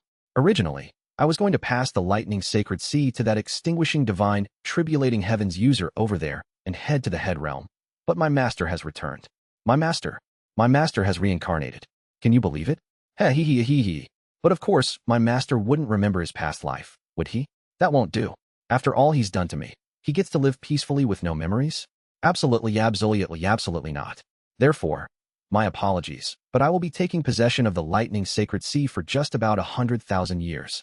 She smiles brightly, lifting the ends of her skirt and bowing modestly as she speaks. From now on, I must train the master who has returned for 100,000 years. So, everyone, as the end of whatever is none of my concern, I hope you give it your best struggling outside the lightning sacred sea. Golden shaking bird, who has finished speaking, bows to us with full courtesy, and then disappears just like that. Chapter 484, Empty 1-1. Tisk. Baekwon, silently looking down at the lightning sacred sea, extends her hand. The energy of the great sea heavenly lord that remains within her body stirs, spreading across the entirety of the lightning sacred sea. Shuya. Just like the spell used by the salt sea esteemed one Yuk Jung, the entire lightning sacred sea becomes enveloped in water. Simultaneously, an overwhelming pressure starts pressing down on the entire lightning sacred sea. However, the lightning sacred sea doesn't show any particular reaction. So, they've used the heavenly golden thunder body. They've sealed it up quite thoroughly. Sacred Master Baekwon clicks her tongue irritably as she speaks. Esteemed ones, listen up. There is no longer any point in conquering the lightning sacred sea. Now, there is only one way to endure the end. Hearing her next words, I flinch in surprise. For the remaining 10,000-year period, we will bind the powers of the 5 middle realms, sacred masters, and esteemed ones as one to create a space that can withstand the end. There are a total of 27 esteemed ones within the Sun and Moon heavenly domain. Among them, including the newly risen esteemed one CO, there are 26 with us. 5 sacred masters, 26 esteemed ones. We will construct a space for only 31 individuals to take refuge during the period of the end, and once the end passes and creation begins anew, they will emerge and revive their respective races. Some nodded calmly at her words, but a few, including myself, protested. Wait a moment, Sacred Master. What do you mean by that? Only we will take refuge. The refuge capable of enduring the end is a kind of subimmortal realm formed by intertwining the power of the 5 middle realms. In that space, unless one exists as a conceptual being, it is impossible to survive. Only you esteemed ones, who have become stars yourselves and have taken one foot into the realm of conceptual beings, can take refuge there. If I could lead everyone to escape the end, I certainly would do so, but life forms cannot survive within the refuge space. Is there no way to make the refuge more suitable for other life forms to survive? Don't be ridiculous. It must be at least this much to ensure survival against the end. Frankly, even this refuge space is one where the conditions have been relaxed to allow you esteemed ones to withstand it. Although we sacred masters would have to pay a significant sacrifice, there is the possibility of avoiding end through the middle realms. We are only extending this consideration solely for your benefit. Is there no other way? Baekwon clicks her tongue and replies. Do you think there could be one? Yang Sujin blocked off the exit, so we can't escape to other heavenly domains. Thanks to Yang Sujin, even borrowing the power of true immortals from other domains is difficult. The entering nirvana true persons are too busy worrying about their own survival. In this situation, what else can we possibly do? I let out a faint groan. Still, don't worry too much. Once we create the refuge space with the combined power of the 5 middle realms, the 5 sacred masters, and all the esteemed ones. We will allow you to place your cherished ones at the outskirts of the refuge. Of course, even then, the survival rate won't exceed 1/10. No, 5 in 100. The despairing odds weigh heavily on my shoulders. Now then, I'll take my leave. You should all return as soon as possible as well. Baek Woon places her hand on my shoulder and, through the sword scar on my left shoulder, returns to the bright cold realm. I brush off my shoulder irritably as I continue to gaze at the lightning sacred sea. John Myong-hoon. Yun-Wei's request resurfaces in my mind. Her plea to protect John Myong-hoon lingers in my thoughts, refusing to fade. But I have failed to protect John Myong-hoon. Hey, esteemed one CO, why don't you return to the bright cold realm for now as well? If even the sacred master has no solution, entering the lightning sacred sea is impossible. Gu Wuljin approaches me with a bitter expression and speaks. I let out a deep sigh and ask, is there truly no way? There isn't. The sacred master has declared it so. But can't Taoist Gu draw upon the power of lofty dragon true person? Not just the true person's power, but even the strength of the great one that the sacred master summoned didn't work. So what more can be done? Wuljin sighs and continues. If you're really determined to stay, I won't stop you. However, without access to the path of stars, just returning to the middle realms would take at least 1,000 years. That's why we need to return to the middle realms even a day faster. What do you mean we can't use the path of stars? Since I arrived here by using the path of stars, I ask out of confusion. Wuljin lets out a long sigh and explains. The path of stars is ultimately connected to the ancient force realm, and the path into that realm lies at the very end of the path of stars, at a decaying corpse realm where the continent known as the Peaceful Cloud continent resides. For convenience, we call it the Peaceful Cloud realm. Yes, I know of it. Good. Then, have you seen the remnants of the battle between the heaven collapsing esteemed one and the Een Ghost esteemed one of the ancient force realm that took place on that Peaceful Cloud continent? I recall the mountain that formed from the corpse of that enormous turtle in the Peaceful Cloud realm and nod. When we first set out for the Lightning Sacred Sea expedition, our plan was to travel through the path of stars. It's the fastest route. But the problem was that something possessed the Een Ghost esteemed one. What? Something possessed them? That's right. Even though the Een Ghost esteemed one was born with the true blood of the Een Ghost black turtle and had considerable resistance to possession and divine descent, for some reason, that being possessed them all too naturally and tried to sever the path of stars entirely. Then, it tried to kill all of us who set out on this expedition to stop the end. Before I know it, other esteemed ones have gathered around, listening to our conversation. Among them is Jangik. We thought it was someone entirely different. The fellow was only at the early star-shattering stage, and they were an esteemed one who mainly practiced defensive divine powers, so we all believed we could quickly subdue them even if they charged at us in a frenzy. But Jangik shudders with an expression dread. They turned into a monster. No, it would be more accurate to say the something that possessed them turned them into a monster. After all the esteemed ones and I trapped the Een Ghost esteemed one within the Peaceful Cloud realm, we manipulated the laws from outside the realm so that the power accumulated through immortal cultivation would become as worthless as garbage within the Peaceful Cloud realm. Since I hadn't accumulated my strength through immortal cultivation, my power wasn't reduced, but since they had reached the star-shattering stage through Earth Tribe cultivation, we used this spell to seal their powers. After I subdued them, those from the Nether Ghost realm tried to exorcise the being possessing the Een Ghost esteemed one. However, as Jangik is about to explain further, he suddenly looks at me and says, "No, wait a moment. Now that I think about it, earlier when I saw you fighting, you've reached the star-shattering stage through heaven and earth dual cultivation, haven't you?" "Yes, that's correct." "No. Then why am I wasting my breath explaining this to you? See it for yourself." Pardon. As I stand there bewildered, Wuljin clears his throat and adds, "Come to think of it, esteemed one CO has only recently advanced to the star-shattering stage, so it's possible you don't know yet. Moreover, most heaven and earth dual cultivation practitioners are far more accustomed to the heaven tribe's vision, so there's also that." "What do you mean by that?" "Since reaching the star-shattering stage, have you ever tried activating the vision of the earth tribe to its fullest extent?" Not particularly." "Then this is perfect timing. I'll teach you how to use the earth tribe's vision effectively. Now follow my lead." Womb. A Taiji, Talji, appears in Wuljin's eyes. I follow him and draw forth the vision of the earth tribe. The vision of the earth tribe is often said to be the eye that sees heaven and earth's spiritual energy. It is the eye that reads the precise flow of heaven and earth's spiritual energy and draws in information from the surrounding space. To be honest, this vision of the earth tribe is nothing more than intensely heightened animal instinct. Up until the integration stage, at least. Woo-woo. The entire universe is dyed with Taiji. I see Taiji imbued in everything. Up to this point is what I saw in the integration stage. I read the information of Taiji flowing throughout the universe, further enhancing the senses of the Earth tribe. Then, Wooljean's explanation reaches my ears. However, from the star-shattering stage, the Earth tribe's eye finally blossoms, much like the Heaven tribe's eye.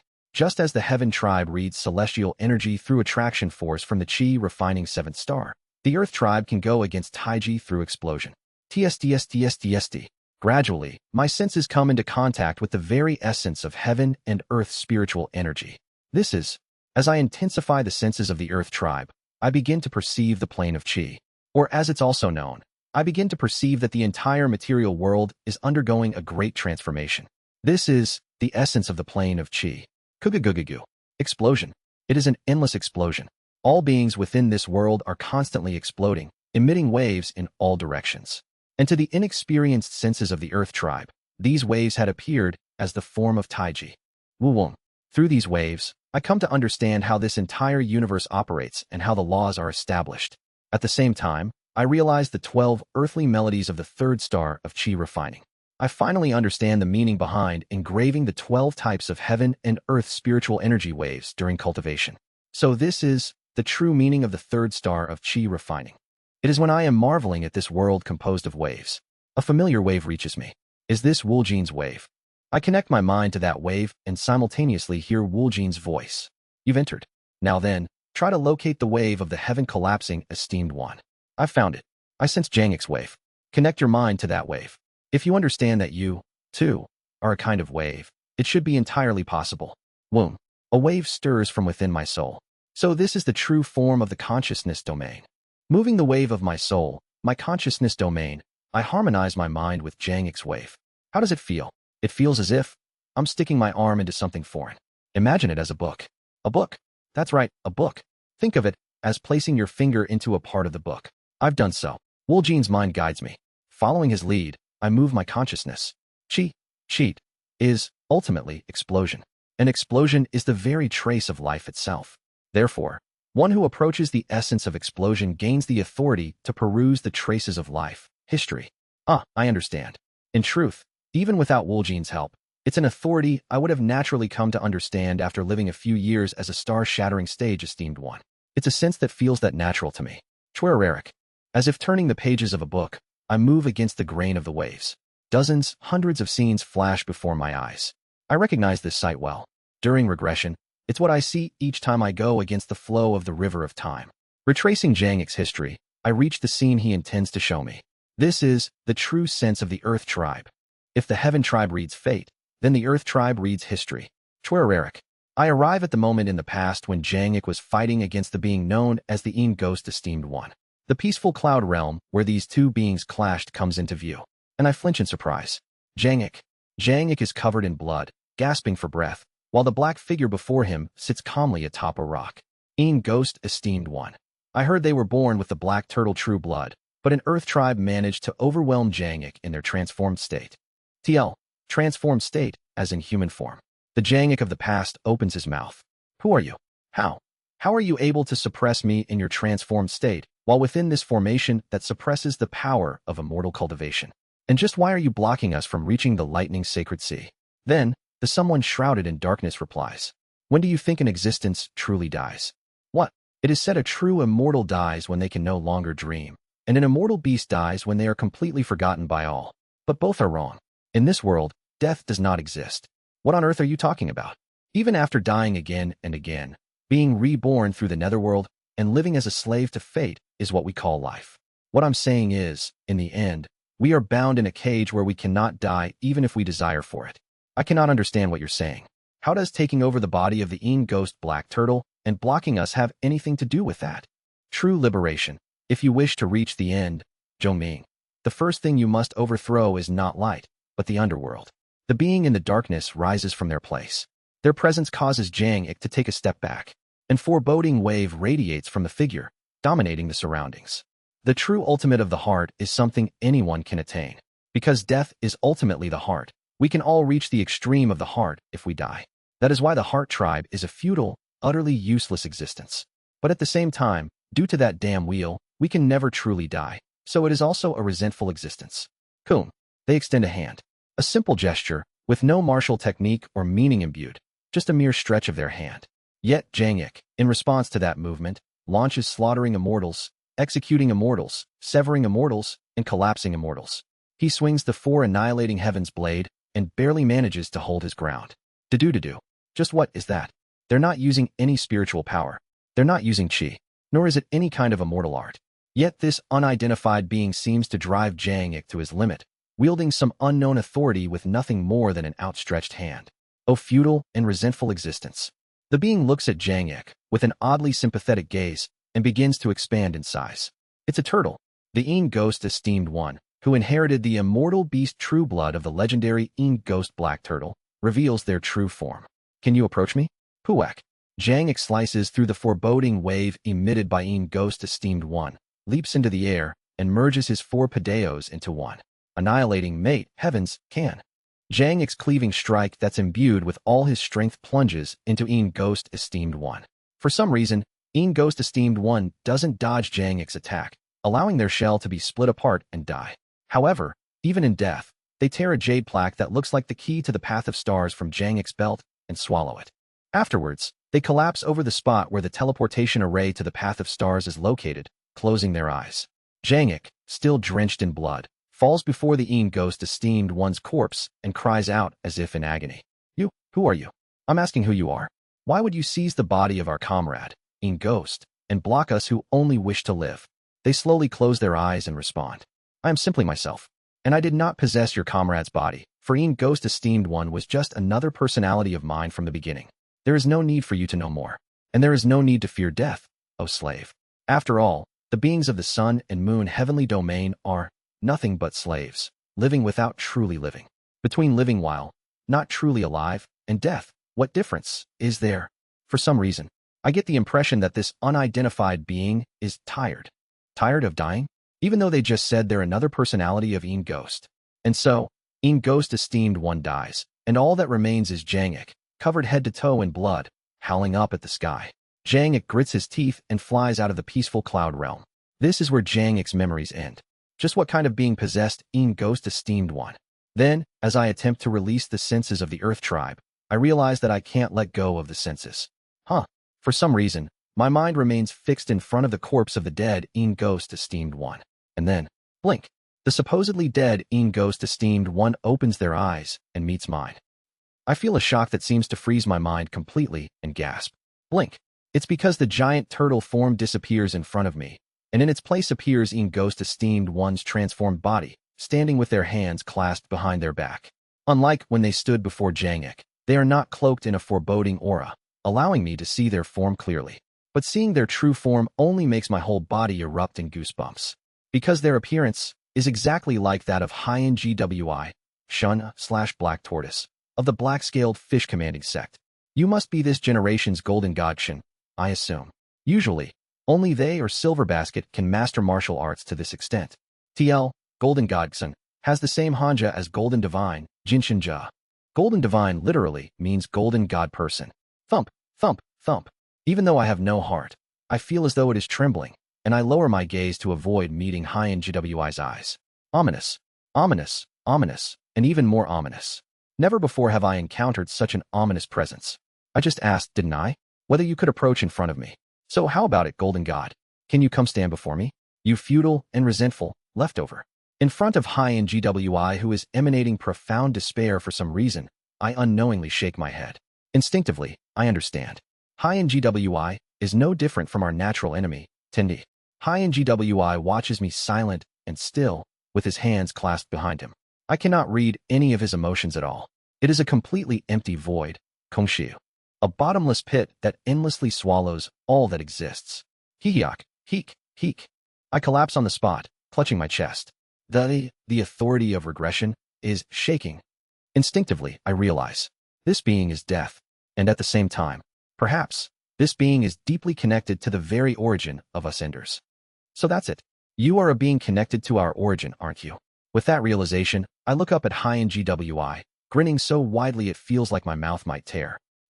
Hien Gwi's eyes slightly squirm. Let me correct myself. I will reach in front of you.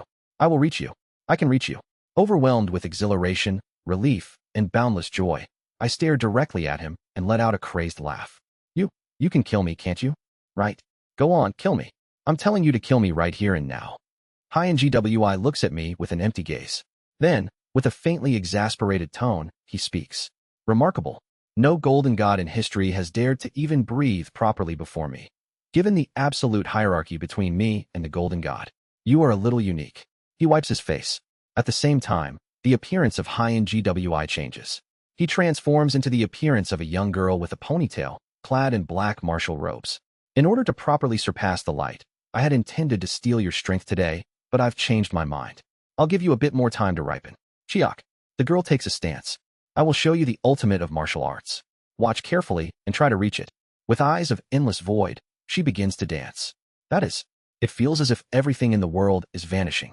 All that remains is her, and what she is creating. Every one of her movements flows into the next, drawing a circle.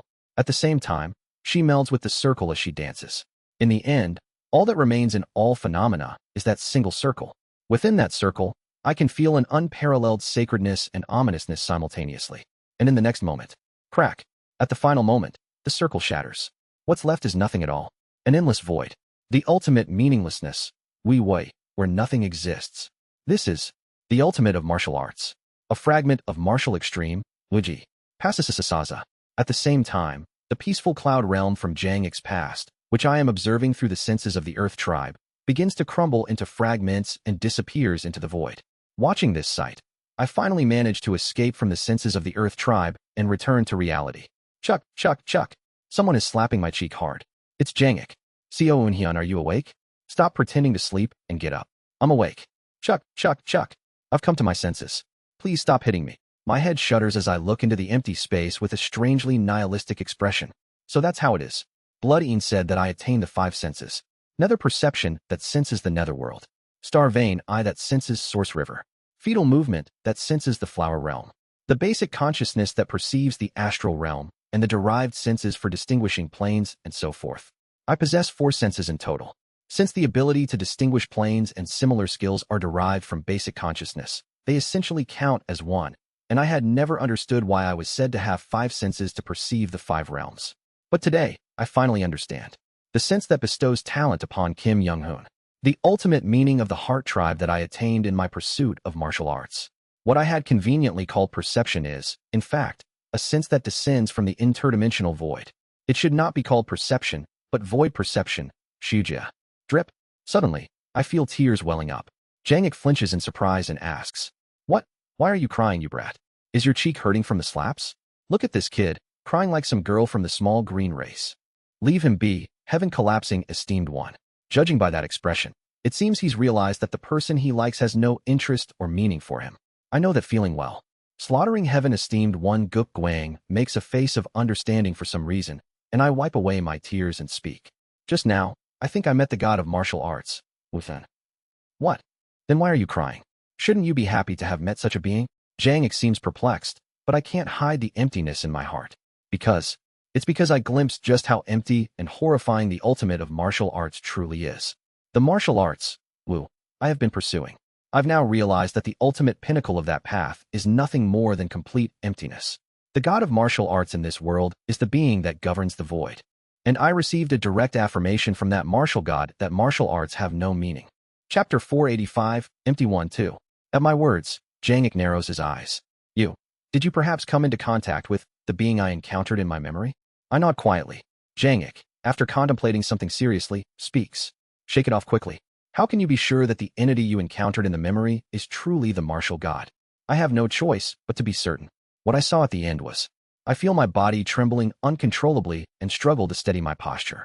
However, I fail to regain my stance. Compared to that sacred yet ominous circle I glimpsed at the end, all the martial arts I have mastered up to this point feel utterly insignificant. The martial arts I have trained in feel like trash, to the point where the very thought of displaying them further fills me with shame. Jangek, perhaps reading my heart essence, lets out a low sigh. It seems like you need a break for now. With that, Jangek grabs my head and heads towards a nearby star. The other esteemed ones also follow Jangek. The place Jangek heads towards is a star near the lightning sacred sea. It's the place Hemjin once briefly visited and where he ended up with dozens of wives. TSK, your heart essence is shaken to the point where you can't hold a conversation. I'll need to use some shock therapy to snap you out of it. As he enters the planet with an atmosphere, he speaks aloud while stroking his chin. At that moment, Jean Woolryong approaches and says, "If that's all it takes, it's quite easy. Hey, human race esteemed one. Mate with me." She approaches me and gently slaps my face. Quorum. I'm driven straight into the ground, buried down to the lava layer of the star. All around the star, earthquakes and volcanic eruptions ensue, with tsunamis rising. You drained fellow.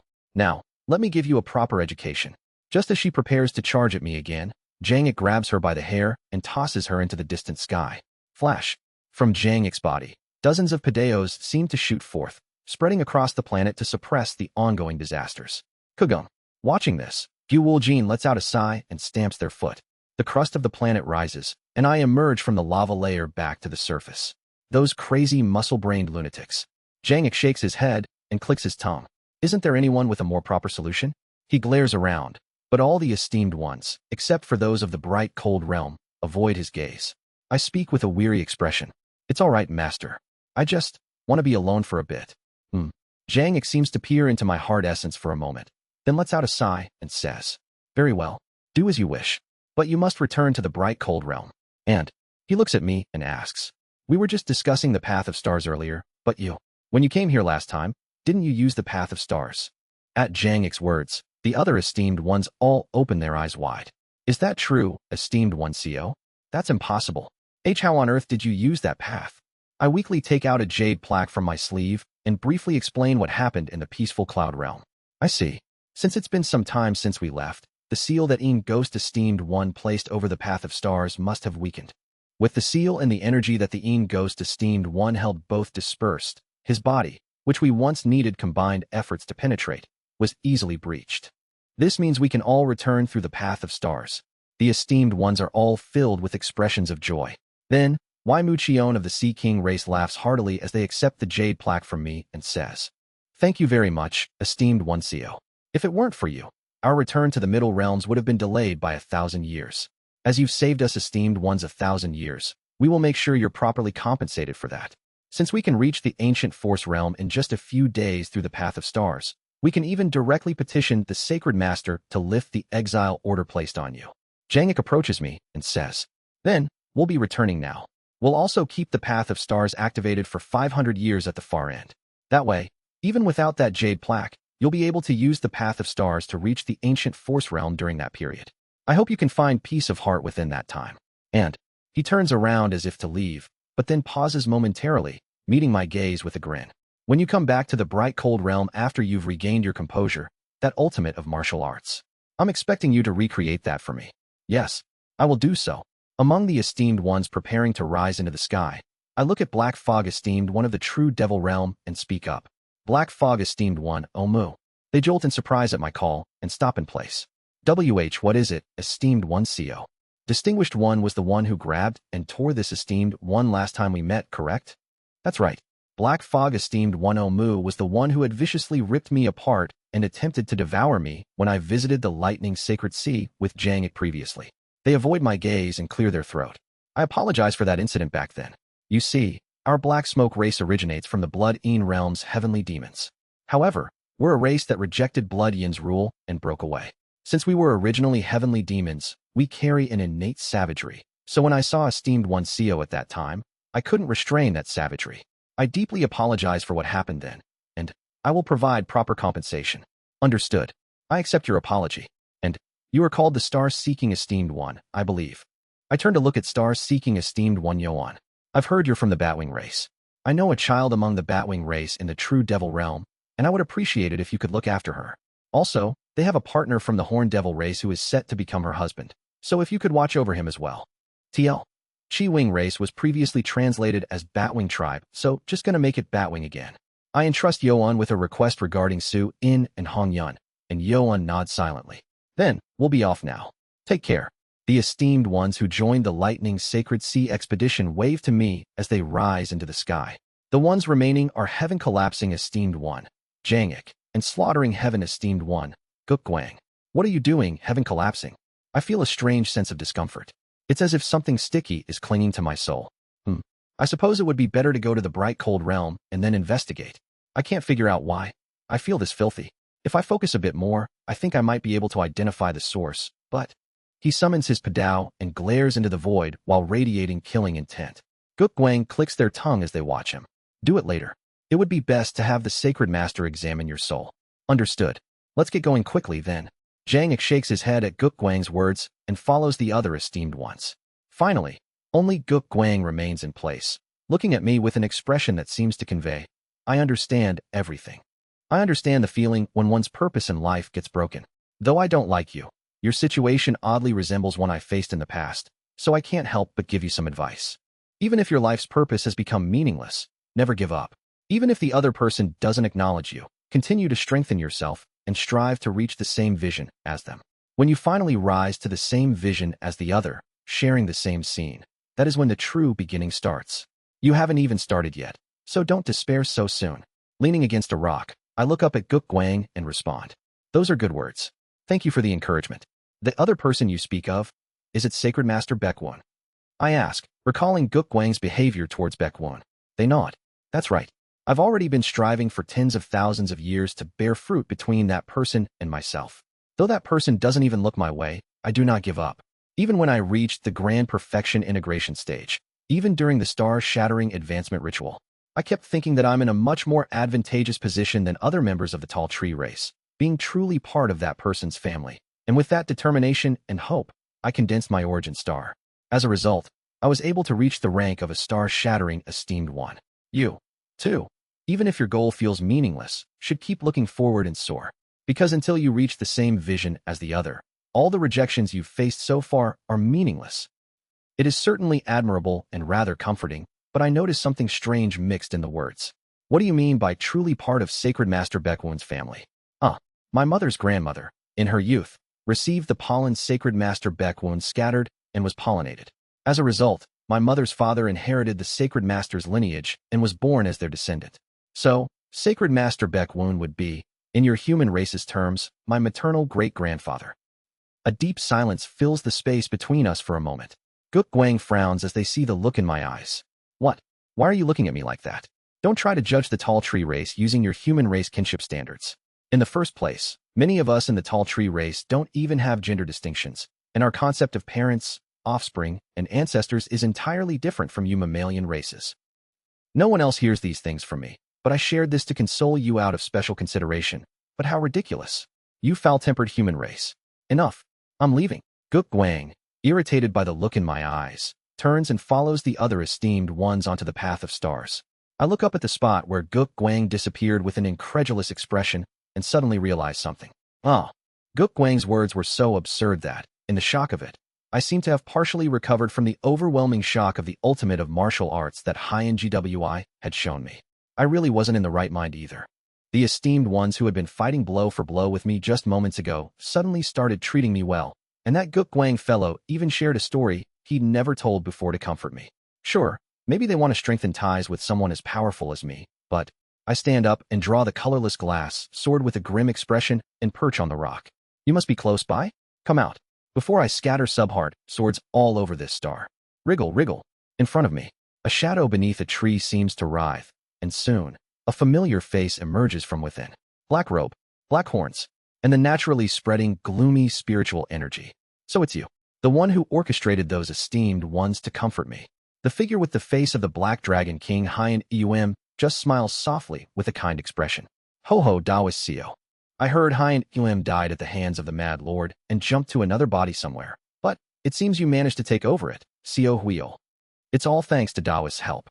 Due to Bloodine suffering a devastating blow they could have never imagined, they had no time to pay attention to a mere clone like Hien Eum. Truly, I owe Taoist Seo a debt of gratitude for your completely unimaginable assistance. By the way, is this esteemed one a Taoist to you? Call me Senior. I spit out glass true fire, surrounding the area. This is to ensure that if he tries any tricks, I can make him experience the torment of hell through the power of the Avicii Hellstar body. I watch Seo Huiol with vigilance and ask, even if you brainwashed the stars and infiltrated various parts of the astral realm, how did someone like you, who hasn't even become an esteemed one, manage to manipulate other esteemed ones? I understand you've hidden Seo Ran in an alternate space. If you bring him out for a moment, I can show you exactly how that was possible. I see. Hien Eum was it? A Taiji appears in my vision. The extreme of the Earth tribe senses that Woljin taught me just moments ago. Pararak. Like pages flipping backward, the Taiji reverses, revealing the split soul of Hien Eum that Xiao Huiol has taken over. I read into Hien Eum's past. I wondered why a being who was the clone of a true immortal was nothing more than a mere dragon king in the integration stage. So it was because of that. As I read into Hien Eum's history, I leisurely exposed Xiao Huiol's scheme in front of him. The being known as Hien Eum was never a single entity to begin with. Similar to the extraordinary pattern law talent, a certain conceptual being manifested part of its existence in the material world. If the fate of the extraordinary pattern law talent manifests in the form of talent, then Hien Eum is a collection of information created by Blood Een through intertwining part of the histories of the immortal beast Black Dragon and Lofty Dragon. That collection of information manifested in the material realm, becoming the living beings known as the Black Dragon race. And the true origin of this conceptual entity was in the astral realm from the start. So that's how it is. I realized why Xiao Huiol suddenly fled to the astral realm. I understand the reason he brainwashed the stars of the astral realm, as well as how Blood Een was able to bind the true persons in the astral realm through contracts. I understand why they, while being in the interdimensional void, were able to transmit information about me to the true persons in the astral realm in an instant. It's the constellation. Blood Een created an informational entity by gathering the histories of the immortal beast Black Dragon and Lofty Dragon, and then engraved that entity in the astral realm as a constellation. Through the constellation, they connected to the true persons in the astral realm and established contracts. And by descending the power of the constellation into the bright cold realm that reflects the astral realm's starry sky, he created the Black Dragon race. The mechanism that moderately instills consciousness and controls the slightly superior individuals among the Black Dragon race was Hien Eum. I comprehend how Xiao Huiol managed to take over Hien Eum's body. The fifth seat of the Radiance 8 Immortals, Sword Spear Heavenly Lord, used their authority to shatter a corner of the universe, dispersing part of the constellation's power and severely wounding Blood Een. Taking advantage of that moment, you swallowed up Hien Eum through the stars you had brainwashed. Isn't that right, Xiao Huiol? Ho ho, you've become a little frightening, Taoist Xiao. He smiles as he meets my eyes that are swirling with Taiji. It seems he's already well aware of the information regarding the Sword Spear Heavenly Lord, as he doesn't appear particularly shocked. The more I use it, the more familiar I become with it. This thing called Earth Tribe Senses. Reading Xiao Huiol's history through the Earth Tribe Senses, I click my tongue. If the Earth Tribe possessed these senses from the Qi refining stage like the Heaven Tribe, perhaps the Heaven Tribe would have been at a significant disadvantage against them. The senses that read history. This perception allows me to read parts of the target's history that I want. Just as I did with Jangik, I can enter a scene of history that the individual permits and observe it. Or, as I did with Xiao Huiol just now, I can instantly read only the information I need. However, it's not omnipotent. I can't read history in which I am not directly involved. As I've traveled through the Head Realm, Bright Cold Realm, and Ancient Force Realm, I've investigated the relationships between Xiao Huiol, Blood Een, Hien Eum, Purple Soul filling the heavens, Tainted Soul filling the heavens, and more. The reason I could immediately read the hidden truth of Xiao Huiol devouring Hien Eum is because it is deeply connected to my own actions. As for the past concerning Xiao Huiol himself, it's hard to read. Realizing that I can't read the history of Xiao Huiol himself, I click my tongue. Is it due to his tainted soul filling the heavens? His past is wrapped in something dark and murky, blocking me from reading entirely. This is probably Xiao's authority. Just as Kim Yun gained an incredibly vast consciousness domain, it seems she obtained the senses of the Earth Tribe from at least the star-shattering stage. Judging by her higher level of application than mine, it might even be Earth Tribe senses that surpass the star-shattering stage. The legend of the noble blood true sea radiance body, or whatever among the fighting ghost race, seems to originally lean that way as well. Speculating about Xiao's authority, I look at Xiao Huiol with eyes that bear the Taiji symbol. He raises both hands with a faint smile. I really can't compete with Taoist Xiao. As expected, I've been completely seen through. Ho ho, well it's fine. After all, Taoist Xiao is the one who provided immense assistance in helping me devour Hien Eum. I look at Xiao Huiol with transparent eyes and ask, what's your purpose? Why did you guide the esteemed ones to wake me up? His goals are completely unreadable. I should be a harmful existence to you. If anything, if you're able to influence the esteemed ones to a certain extent, shouldn't you use them to press me even further? To understand his true meaning, I read through history and asked questions to make him reveal any gaps. Xiao Huiol responds with a smiling face. There's a slight correction to be made. As it has not been long since I devoured Hien Eum, I am not yet on par with genuine esteemed ones. I have only attained powerful authority over the black dragon race, the sea dragon race, and the heavenly fiends of the Blood-eaten realm. For now, I can't manipulate the esteemed ones at will. The reason the esteemed ones comforted Daoist Seo was because they already had some intention to strengthen their connection with Daoist Seo to begin with. I interpret through Seo Huiol language, while at the same time, try to read his intention through the senses of the Earth tribe. Not readable. It's all lies. And Daoist Seo is not a harmful existence to me. What? I flinch at his words. Because the result from reading him with the senses of the Earth tribe and the Heart tribe is, Seo Huiol's statement is sincere. Didn't Daoist Seo just say it himself? Daoist Seo is like a shield protecting me, so he isn't someone who is a threat to me. This is unreadable too. But if I were to deduce from context, it seems he is saying that because my act of deploying the sword spear Heavenly Lord at Blood-eaten allowed him to gain benefits like devouring Hien Eum from behind. Hence, he considers my actions as a shield. So, are you saying you're going to help me? There's no reason I can't. As I see it, there are currently two things that Daoist Seo needs most. One is Daoist Seo's comrade, the ghost guiding Holy Mother, and the other is. He points up to the lightning sacred sea floating in the sky. Trapped in the lightning sacred sea, currently undergoing sexual torture through soft feet, Daoist Seo's comrade, John Myung-hoon. Aren't those the two things? I flinch in surprise at his words and ask, do you know John Myung-hoon's situation right now? Ho ho. I apologize to Daoist Seo, but among Daoist Seo's comrades, there isn't a single one who hasn't been infected by me. Seventh seat of the Radiance 8 Immortals, Great Sea Heavenly Lord. Ku. Seo Huiol and I both collapse, blood flowing from our 7 orifices. I get up a little earlier and glare at him. This is the punishment for recklessly planting tainted soul filling the heavens in my comrades. Normally, I would have stuffed you with subheart swords and poured glass true fire all over you. But today, even if it's you, I'll hold back. I approach Seo Huiol, grip his shoulder, and press down as I question him. Speak. Can you help John Myung-hoon escape from the lightning sacred sea? He looks up at me with a smile. Now, he no longer appears to me as terrifying and immense as before. I can control him. At least someone like this bastard. In that case, accepting his help shouldn't be a problem, even if I have to rely on his help. Let's get John Myung-hoon out as quickly as possible, before he is broken. If you grant me one request, I will help you. If you're going to bring up Seo Ran. After rescuing the ghost guiding Holy Mother and John Myung-hoon, the 107th floor of the Tower of Trials within the Lightning Sacred Sea, known as the Treasure Vault of Yangsu-jin. Please confirm what lies beyond it. What did you say? If Daoist ascends to the 108th floor of the Lightning Sacred Sea, I will give Daoist my full support. How does that sound? I remain silent for a moment. Then I speak. Fine. Thus, in order to save John Myung-hoon, I join hands once more with the snake-like Seo Huiol. Chapter 486, Empty 1-3. First, do you have any concrete method to extract John Myung-hoon right now? The simplest method would be this. What is it? I use my tainted soul filling the heavens to fragment your comrade's soul and rearrange it. Then, by copying that arrangement and embedding it into the soul of a suitable living being. That's unnecessary.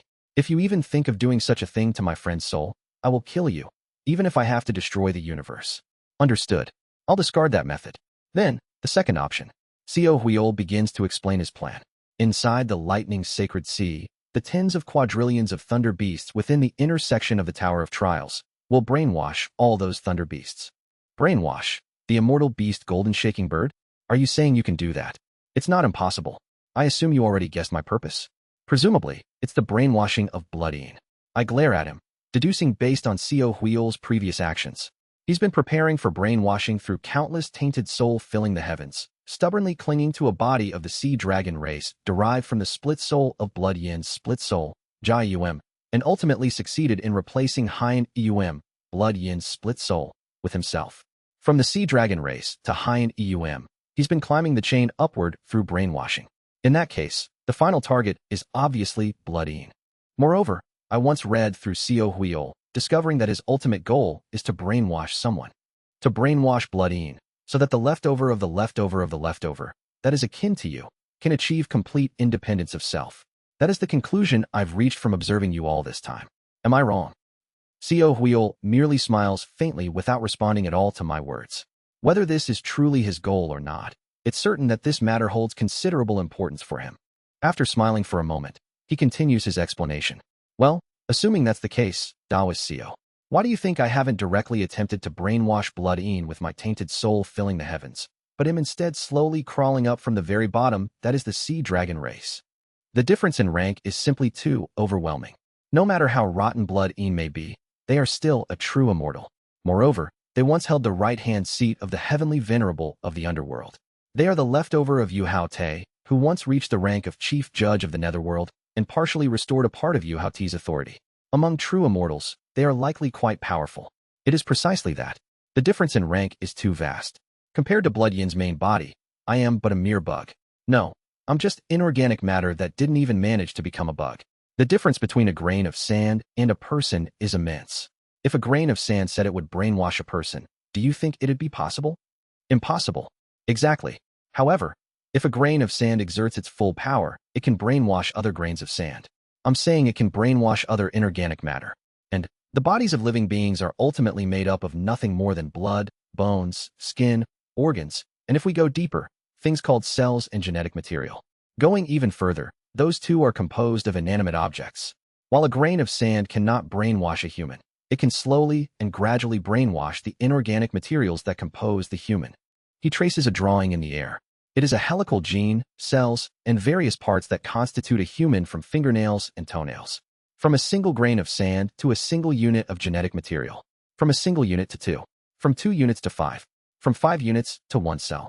From 1 cell to 5 cells. From 5 cells to fingernails, toenails, hair, skin, blood, organs, bones, all the way to the person's brain.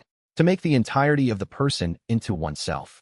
After completing his drawing of a full human figure, he clenches his fist. Sururuk. The drawing of the human is sucked into Seo Huiol's palm. That is, the method by which an existence that doesn't even qualify as a bug compared to a human can brainwash and overcome the human. By brainwashing each and every component that makes up that being from the very bottom, and making it all into my own. If you've heard this much, if it's Taoist Seo, you must have figured it out, right? Starting from the Qi refining thunder beasts on the first floor of the Tower of Trials in the lightning sacred sea, progressing through the second, third, and fourth floors, all the way to the Thunder Bee Queen, climbing up step by step until the very end to brainwash Golden Shaking Bird. Precisely. This is the only way to rescue Taoist Seo's comrade, John Myung-hoon. I look at him and ask, up to this point, it doesn't seem like you need my help at all, but it feels like there's something that requires my assistance. Indeed. The only one within the lightning sacred sea into whom I've embedded tainted soul filling the heavens is Taoist's comrade, John Myung-hoon. Therefore, I need to infect the thunder beasts on the first floor with tainted soul filling the heavens through John Myung-hoon. However, John Myung-hoon is currently being harassed and guarded by Golden Shaking Bird on the 106th floor. Infecting anything with tainted soul filling the heavens under the nose of a true immortal level being is unimaginable. What is it you need help with? I know of the hidden method. No, the immortal art of the Golden Divine Heavenly Thunder sect. It's called Extinguishing Divine Tribulating Heavens, correct? It's an immortal art that distorts the fate imposed by true immortals by cloaking one's fate with misfortune. Please teach that to me. After a moment of contemplation, I ask. As I understand it, immortal beasts are beings related to history. Using an immortal art to evade fate in front of beings connected to history doesn't seem very effective, does it? There seems to be a misunderstanding, Taoist Seo. Golden Shaking Bird is called an immortal beast simply because it's a thunder beast of true immortal rank. In truth, it's not a genuine immortal beast. It was created artificially by clumping sect members and merging them together. An artificial immortal being created through heterodox method that can never become a genuine immortal beast. Golden Shaking Bird absolutely cannot wield the power of history. Rather, given it was once the weapon of the Heaven Tribe's Golden Divine, it leans more towards fate. I see. However, it might be difficult for me to transmit Extinguishing Divine Tribulating Heavens to you.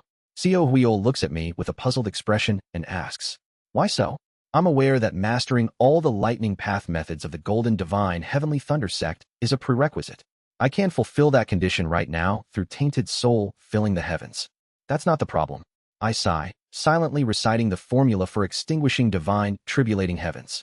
Extinguishing Divine Tribulating Heavens is a cultivation method, as well as an immortal art, based on the Declaration of Human Rights. But at the same time, Yang Sujin, this human, non-humans shall not inherit, Fei Run Buchan. It is also the will of Yang Sujin himself. The moment I even think of passing Extinguishing Divine Tribulating Heavens to Seo Huiol, I see the formula's words coalesce before my eyes to form those words, and click my tongue. Simultaneously, I sense Yang Sujin's will forbidding the people of this world from knowing the Declaration of Human Rights. To never transmit it to non-humans, how excessive. It's as if his will demands that not only should the beings of this world be denied enjoyment of the Declaration of Human Rights, but that they should remain utterly ignorant of its existence. It seems that extinguishing divine, tribulating heavens cannot be passed on. The will of the golden divine stands in the way. There's no helping it then. Understood. In that case, Taoist CEO will have to personally use extinguishing divine, tribulating heavens. You want me to personally scatter calamity onto John Myung-hoon? There's no other way. Without this method, there's no path to rescuing your companion. Fine. Then tell me precisely what you intend to do through extinguishing divine, tribulating heavens. Co Huiol explains to me the plan to blind golden shaking bird using extinguishing divine, tribulating heavens, during which he would scatter tainted soul, filling the heavens. After hearing his plan, I nod. Very well. Let's begin immediately. Understood. I will prepare immediately as well. Co Huiol, still possessing Hyen Um's body, melts into the shadows and disappears, while I soar into the sky, revealing my main body. Kugugugugugu. As my main body emerges above the star, the eyes of the humans and various living beings residing on the star open wide in shock. I suppress my presence to the utmost, carefully controlling to prevent the minds of the living beings from exploding from unnecessary influx of knowledge. Then, I send a voice transmission across the entire star. Hear me, inhabitants of this star. This esteemed one has come from a distant other world. This esteemed one shall bestow blessings upon you. So prepare yourselves to receive the blessings of this esteemed one. As my vast will sweeps over them from the heavenly rain great star, all living beings on the star bow in unison, offering prayers directed towards me. A few days later, the inhabitants of the star have completely begun to revere me as the god of the star. Through a divine message, I issue commands to the residents, and soon, at the center of the continent on the star, a grand altar is constructed at the place richest in spirit veins. It is an altar for extinguishing divine, tribulating heavens. Countless incantations of curses and calamities are engraved on the altar in the language of the bright cold realm. However, I continue expanding the altar for several more months, waiting for contact from Co Huiol. And 6 months later, at last, a message arrives from Co Huiol. Please begin, Taoist. Everything is ready. Very well. I issue a divine message to the inhabitants of the star, promising them blessings, and order them to prepare for the ritual. 3 days later, all preparations are complete. Pat it. My incarnation descends above the altar constructed by the inhabitants of the star. The residents all bow and greet me in their respective languages, and I silently raise both hands. Crystal glass to treading sea. Twin flowers reaching the heavens. Horroric. The Een Soul fire and white orchid flame gather in my hands. Glass true fire spreads across the altar, activating the formula of curses engraved on it. A terrifying, ominous fire begins to blaze on the altar. Are you ready, Co Huiol? Then, Co Huiol's response echoes back to me. Sa. One by one, the stars near the lightning sacred sea begin to lose their light. It is as if all the stars are being swallowed by darkness. For the past half year, I have been preparing for extinguishing divine, tribulating heavens, while Co Huiol has been brainwashing the surrounding stars, enveloping them through the power of Hyen to prepare for tainted soul, filling the heavens. Before long, all 28 stars near the lightning sacred sea have lost their light, and those stars begin to form a formation. The star veins twist. The attraction force focuses on the lightning sacred sea. Horroric. Simultaneously, all the spiritual veins on the star where I stand rush towards me, and I resonate with my main body to intensify the glass true fire. Then let us begin. Puek. Glass true fire surges, and my incarnation rises to the stratosphere of this star, reaching a vantage point from which I can clearly observe the lightning sacred sea and easily commune with the stars that Co Huiol has seized. Extinguishing divine, tribulating heavens. Tainted soul, filling the heavens. Co Huiol's darkness envelopes me. At the same time, I draw the subheart sword and begin resonating it with all the subheart swords I have implanted in my comrades' heart essences. Please be mindful of the plan. When my tainted soul filling the heavens and Taoist Co's subheart sword reach John Myung-hoon through the plane of soul, Taoist Co will divert golden shaking bird's attention with the extinguishing divine, tribulating heavens, and other methods. Meanwhile, I will infect the lower thunder beasts within the Tower of Trials with tainted soul filling the heavens. I know, side by side with Co Huiol within the darkness, I delve into the lightning sacred sea through the plane of soul. In the distance, I sense the wave of John Myung-hoon. Though that wave feels distant, as Co Huiol and I simultaneously activate the subheart sword and tainted soul filling the heavens, it instantaneously draws closer. Hot. At that moment, I enter the lightning's sacred sea. Kururum. Dark clouds gathered by calamity spread around us. Beneath the ominous clouds, Co Huiol discreetly extends his shadow. I consider whether I might as well be able to take John Myonghun's soul as I look back at him, who has allowed me to enter the lightning's sacred sea. John Myonghun. He is bound all over, with his eyes and mouth tightly sealed by white thread-like bindings, while tiny fairy-like beings whisper incessantly in his ears as if trying to brainwash him. Just as I reach out my hand towards John Myonghun, Puak, a portion of the dark clouds part, revealing a familiar figure. It's Golden Shaking Bird.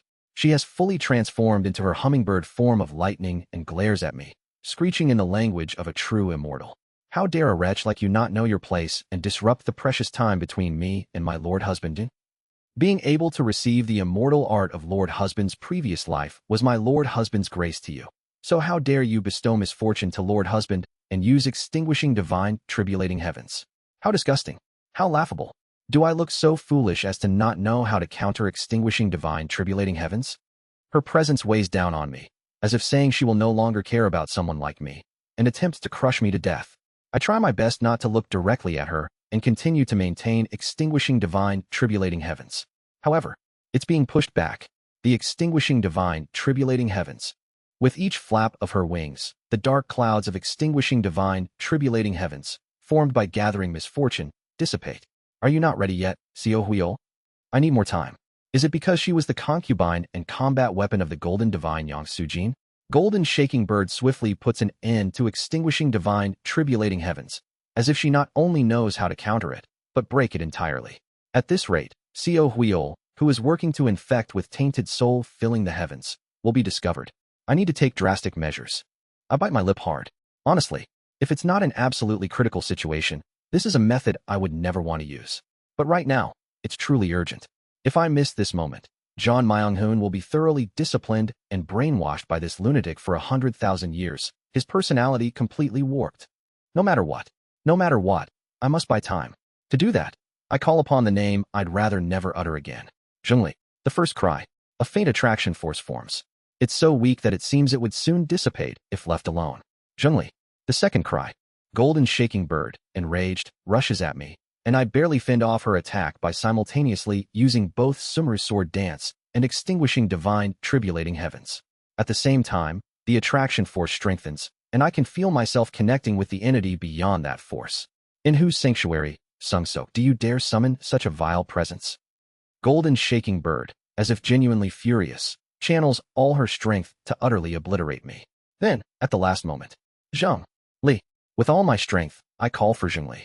In the next instant, a being with pure and immaculate feet far beyond comparison to the likes of Golden Shaking Birds appears between me and Golden Shaking Bird.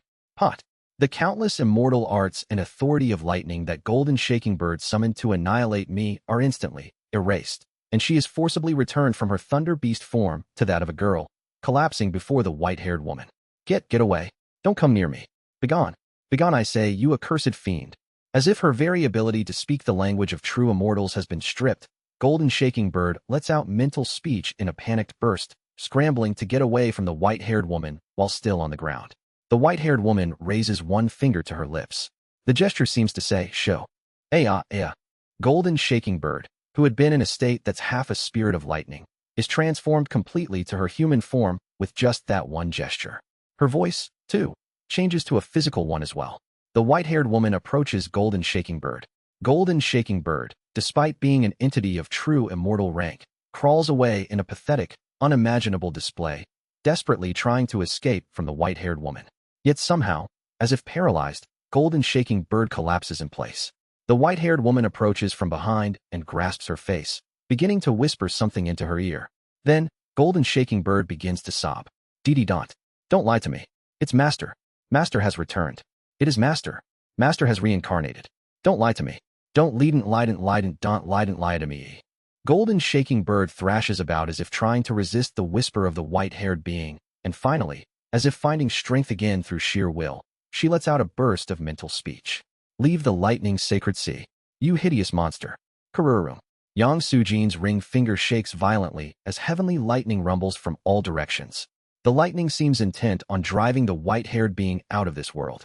Yet the white-haired figure appears entirely unaffected, spreading her arms wide with a laugh. Do-do-do-do-do-do. Her laughter alone causes the entire lightning sacred sea to tremble. Even the cry that golden shaking bird used when attacking Baek-woon feels insignificant compared to this being's laughter. That is her true level.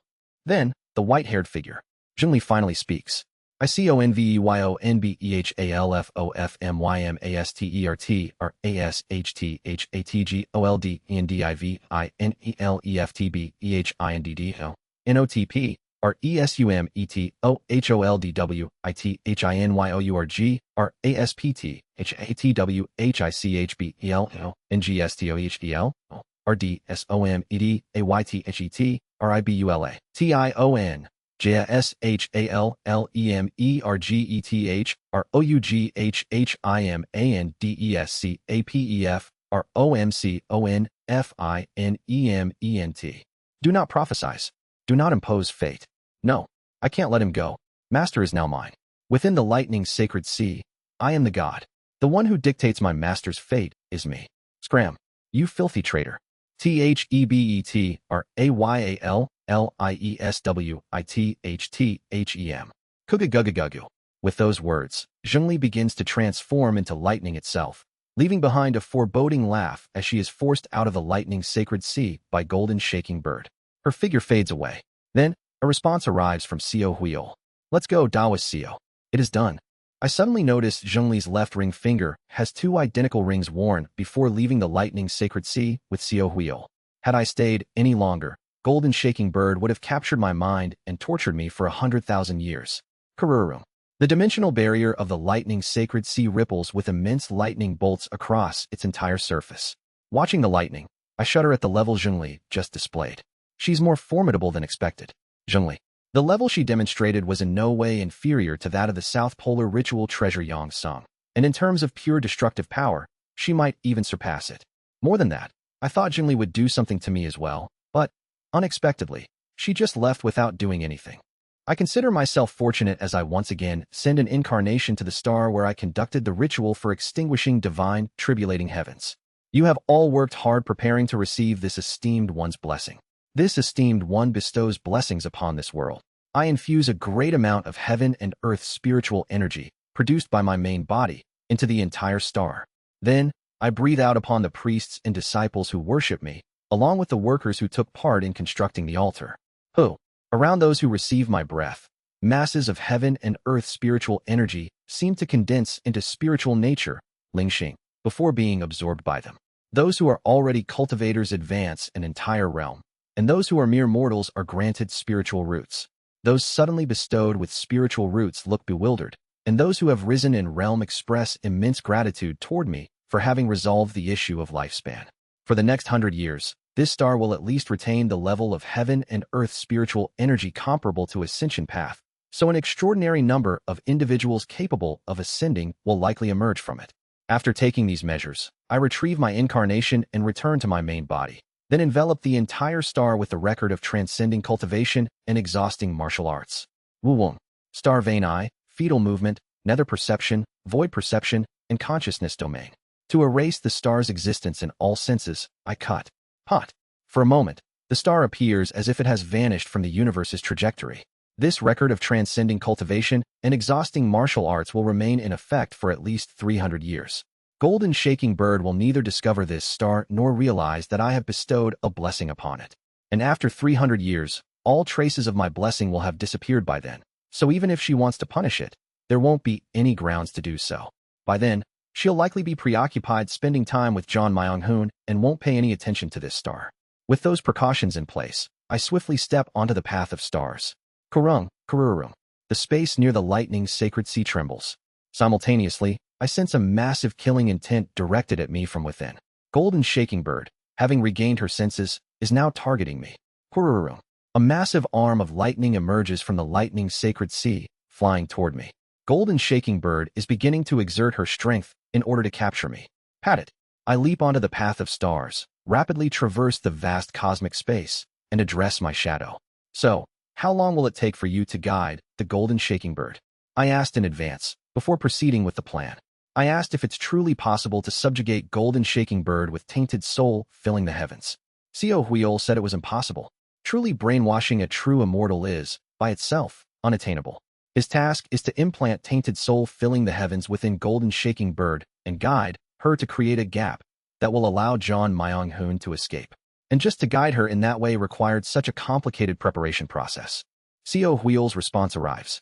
10,000 years. It will take approximately 9,000 to 10,000 years. That's around the time the end approaches.